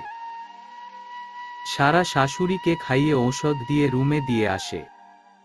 নিজের রুমে এসে, হে আল্লাহ, হে কোন বড় মুসিবত! মেঘকে সামলানোর তৌফিক দান করো। এদিকে আমানের অফিসে, sir, may I coming? Yes sir, আমরা সব বের করে ফেলেছি স্যার। শুধু একটা ডকুমেন্ট লাগবে, তারপর পৃথিবীর সামনে আরফান খানের নির্দোষিতা প্রকাশিত করতে পারব। ওনার উপর লাগা প্রতিটা অপরাধের ভুল প্রমাণ করার প্রমাণ পেয়ে গেছি। গুড। কিন্তু স্যার, সমস্যা একটা আছে। কি সমস্যা? স্যার, আপনার বাবা মানে বড় স্যার, এর উপর দোষের বোঝা চাপিয়ে এই কয়েকদিন যারা ফয়দা লুটেছে তারা হিংস্র হয়ে পড়েছে। আমাদের হয়তো একতরফা ফাইট করতে হবে তাদের সাথে। সব করতে রাজি। আমার স্ত্রীর বাসার পাশে পাহারা বসাও। আমার স্ত্রীর গায়ে একটা আঁচড় লাগলে আমি কাউকে ছাড়ব না। স্যার, আমার মনে হয় দূরে না রেখে আপনার বাড়িতে রাখলে কেউ সাহস পেত না ওনার ক্ষতি করার। আমার বাড়িতে আনলে ওরা বুঝতে পারবে সে আমার দুর্বলতা, এটা হতে দেওয়া যায় না। স্যার, আপনার ম্যাম এর জন্য ফিলিংস আছে। হোয়াট রাবিস! ধমকে। Sorry sir, bad mistake, sorry sir. Get lost. লোকটা চলে যায়। আমানের রাগ হচ্ছে সবাই তাকে এমন ভাবে। ও যে কাউকে ভালোবাসতে পারে এটা কারোর বিশ্বাসই হয় না। আসলে কেউ জানেই না। কঠিন মেঘের আড়ালে চন্দ্রা কিন্তু আলোকিত হয়ে যায়। আমান রেগে লোকটাকে বার করে দিলেও তার বলা কথাগুলো আমান ভেবে দেখে। আসলেই মেঘকে লোকটা ঠিকই বলেছে। যদি ওই বাড়িতে থাকলে কিছু হয়, আমান কখনোই নিজেকে ক্ষমা করতে পারবে না। আর যদি মেঘ কোন প্রয়োজনে বাসা থেকে বের হয় তখন? আমানের মাথার ভেতর হাজার প্রশ্ন। আমান অফিস থেকে বেরিয়ে আসে মেঘের বাসার উদ্দেশ্যে। আমান গাড়ি নিয়ে মেঘের বাসার সামনে আসে। মেঘের বাসার ভেতর। মেঘ কাল থেকেই নিজেকে ঘরের মাঝে বন্দি করে রেখেছে। ইতিমধ্যে সারা মেঘের মাকে সব বলে দিয়েছে। সব বলেনি, শুধু বলেছে ভাইয়ার দোষ, আমান মেঘকে অপমান করেছে। তাই বাসা থেকে কেউই মেঘকে কিছু বলেনি, উল্টে ভালোবাসা দিয়ে মেয়েকে কষ্ট ভুলানোর চেষ্টা করেছে। মেঘের মা মেঘের প্রিয় বিরিয়ানি রান্না করেছে। মেঘ: জি মা, বলো। রান্না করেছি বিরিয়ানি, আয় খাবি? না মা, এখন না। রাতে, একটু আগে তো খেলাম, দুপুরে। দেখলাম তো কি খেলি। মা প্লিজ, এখন না। আচ্ছা এখন তো বিকাল, যা দেখ পাড়ায় ছোটরা বেরিয়েছে, খেলবি তুই? ছি, কুতকুত আর দাগ বুঝছি। ইস, আমি কি বাচ্চা নাকি? ও মা, আমার মেয়েটা কি বড় হয়েছে নাকি? জামা। আচ্ছা মা, যাই তাহলে। হুম যা, আমি বলছি তো যা। মেঘ একটা গোল অনপিস আর জিন্স পরে ওড়না নিয়ে বের হয়। আমান গাড়িতে বসে দেখে মেঘ বাইরে বের হচ্ছে। চুলগুলো উঁচু করে ঝুঁটি করা মেয়েটার। মেঘ চলে আসে পাশের একটা খোলা জায়গায়, সেখানে বাচ্চারা খেলা করছে। মেঘকে দেখে সবাই দৌড়ে আসে। আপু আপু, তুমি এসেছো, কবে এলে? দিদি চলো খেলি। দিদি তুমি আমার দলে হবে, আজ দাগ বুটছি খেলবো। আপু চলো চলো, অনেক মজা হবে। আরে আরে, তোরা এত উত্তেজিত কেন? আজ অনেক সময় কাটাবো তোদের সাথে, বুঝলি? হুম দিদি চলো। মেঘ ওদের সাথে বেশ মজা করে। আর দূর থেকে ওর এই পুরো দৃশ্য কেউ উপভোগ করছে। মেয়েটা পাগল। বিকাল গড়িয়ে সন্ধ্যা হলো। এখন মেঘ: এই যা বাড়ি যা, বুঝলি? আর না, অনেক খেলেছি। মেঘের মা বাইরে থেকে দেখছে সব। মেয়েটার মনটা ভালো হবে ওদের সাথে সময় কাটালে, এই কথা ভেবেই মেয়েকে ওদের কাছে পাঠায়।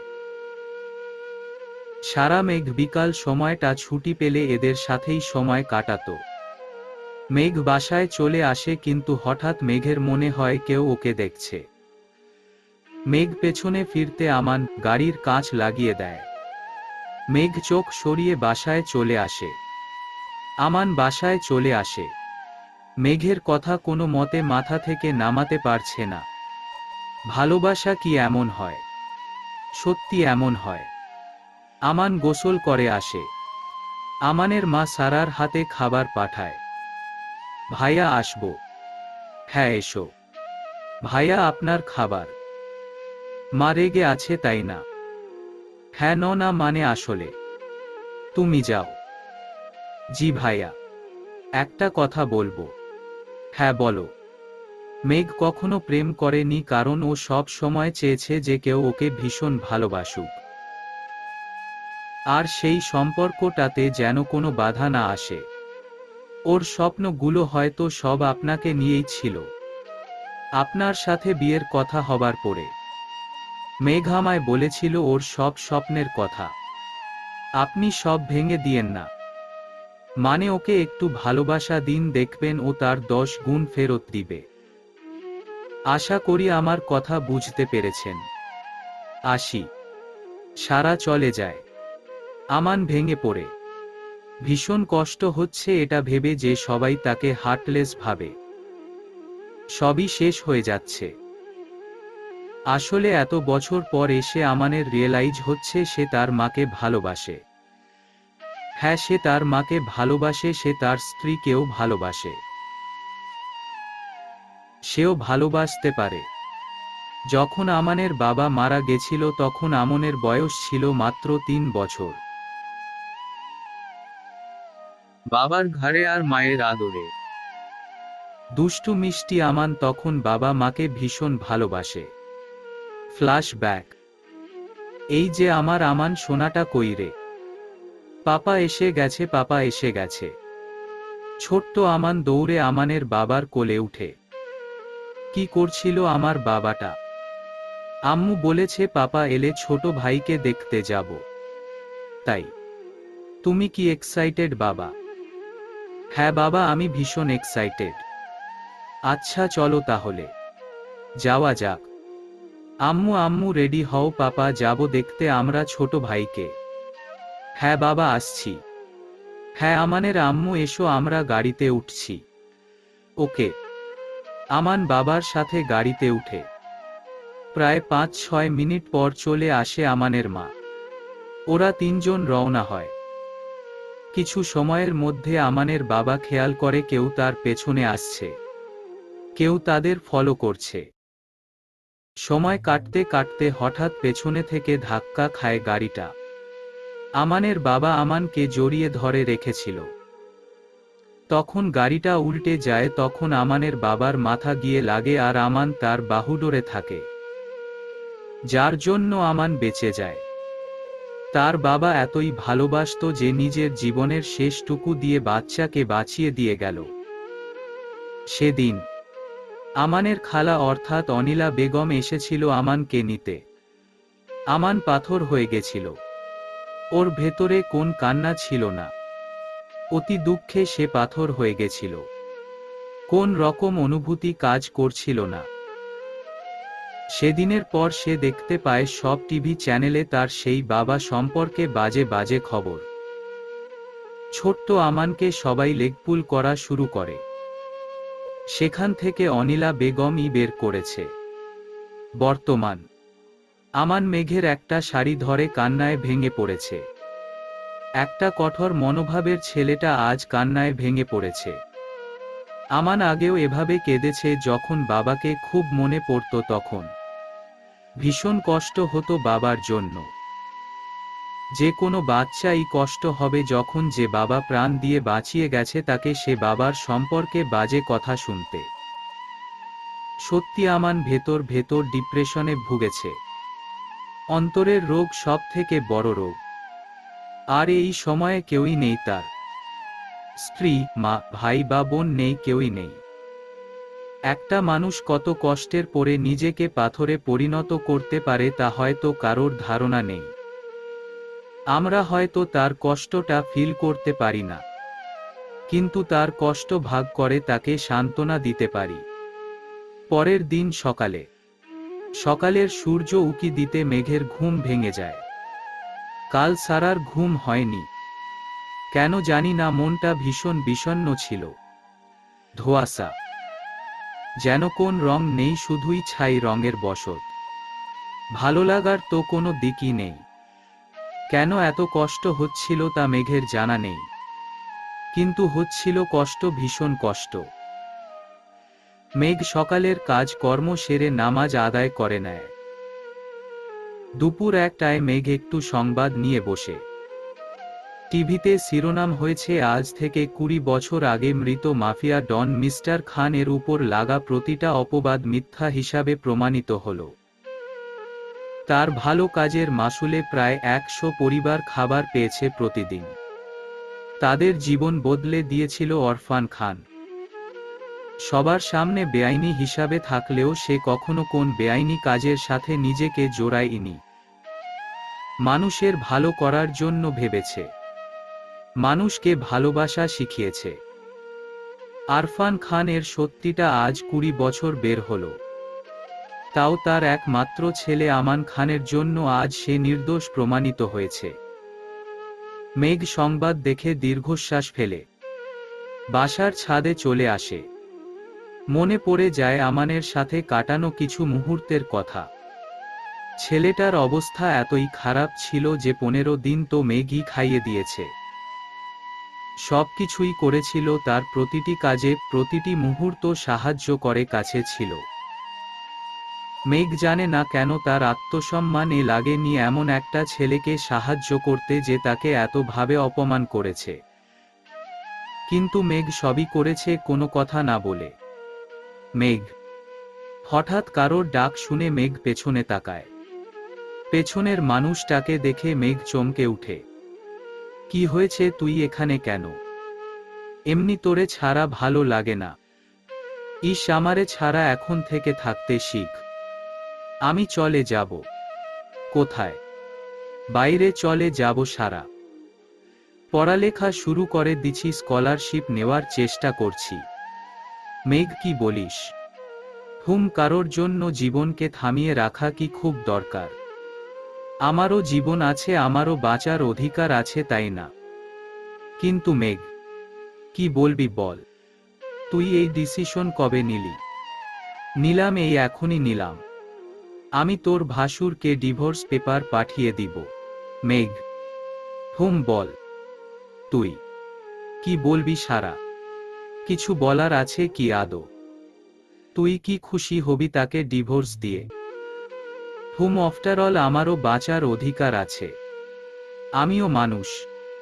কিন্তু সারা কিছু বলবি? মানে কি হয়েছে তোর? বেশ বিরক্তি নিয়ে। কিছু না। এত আমতা আমতা করিস কি জন্য? কিছু না, তোর যাতে খুশি আমিও সেটাই মেনে নিব। মেঘ চলে আসে। কথাগুলো বলতে ভীষণ কষ্ট হচ্ছিল মেঘের, ভীষণ কষ্ট, কিন্তু কথাগুলো এমন ভাবে বলতে পারল মেঘের নিজেরই বিশ্বাস হচ্ছে না। মেঘ রুমে চলে এলো। তারপর কেটে গেল 2 দিন। সারা চলে যায় আবার। আমানের কোনো খোঁজ আর মেঘ নেয়নি। না আমান। দুজনই ভেতর থেকে মরে যাচ্ছে, কিন্তু অনেক দূরে। এভাবে কেটে গেল অনেক দিন, প্রায় 2 বছর। দুজন থেকে বিচ্ছেদের 2 বছর কেটে গেছে। মেঘ এখন ভার্সিটিতে পড়ে। সারাও। মেঘ স্কলারশিপ এর জন্য পরীক্ষা দিয়েছিল, আজ তার রেজাল্ট। মেঘ চিন্তায় আছে। এই 2 বছর মেঘ যেন ভীষণ চুপ হয়ে গেছিল। যেন একটা প্রাণী যে হাঁটে, চলে, কথা বলে, খায় দায়, কিন্তু প্রাণহীন। কোন রকম প্রাণের অস্তিত্ব নেই তার মাঝে। এ যেন এক ধোঁয়ায় ঘেরা জীবন। টেবিলে বসে আছে মেঘ। মেঘের গেটআপ পুরাই চেঞ্জ হয়ে গেছে। চোখে চশমা, হাতে ঘড়ি। স্ট্যান্ডার্ড হয়ে সেজে সব সময় নিজেকে প্রস্তুত করে রাখে। আজ সারার শ্বশুর বাড়িতে যাওয়া লাগবে। সারা 7 মাসের প্রেগন্যান্ট। ওর সাধ করা হবে। মেঘ যেতে চায়নি প্রথমে, কিন্তু মা আর ছোট মায়ের জোর জবরদস্তিতে রাজি হয়েছে। আর রাজি হবেই বা না কেন? আজ রেজাল্ট দিলে কাল হয়তো প্রসেস হয়ে যাবে সব। মেঘ চলে যাবে তার 7-8 দিনের মধ্যে লন্ডনে। মেঘ নিজেকে তৈরি করে নেয়। একটা হালকা গোলাপি রঙা টপ আর জিন্স, হাতে ঘড়ি, চুলগুলো ছাড়া। এই 2 বছরে মেঘ অনেক শক্ত হয়ে গেছে। এতটাই শক্ত হয়ে গেছে যে আমানের মতো 1000 জনকে সামাল দিতে পারবে। আর মনের মাঝে একটা কথা গেঁথে গেছে যে ভালোবাসা নামে কিছু হয়, সবই শুধুমাত্র মোহ। মেঘ আয়নার সামনে দাঁড়িয়ে নিজেকে পর্যবেক্ষণ করছিল, হঠাৎ তার ফোনটা বেজে ওঠে। ফোন পিক করতে ওপাশ থেকে মেঘের মা বলে ওঠে, হ্যাঁ মা। তুই কত সময়ে আসবি? এই তো মা, আর কিছুক্ষণ আসছি। জলদি আয়, সারা বসে আছে তোর জন্য। আচ্ছা মা, আসছি। মেঘ বেরিয়ে যায়। গাড়ি বের করে নেয়। নিজেই ড্রাইভ করে সারার বাসায় পৌঁছে যায়। এ বাসায় পৌঁছে মেঘের ভেতরটা ধক করে উঠে। এই সেই বাড়ি যেটা তার কঠিন হবার একমাত্র কারণ। মেঘ হেঁটে ভেতরে যায়। সারার শাশুড়ি মা, মানে অনিলা বেগম, মেঘের দিকে এগিয়ে আসে। কেমন আছিস মা? আলহামদুলিল্লাহ আন্টি, আপনি কেমন আছেন? আন্টি বললি, ক্ষমা করবেন কিন্তু এটাই ভালো হয়। তুই অনেক বদলে গেছিস রে মা। সময়ই তো সব করল।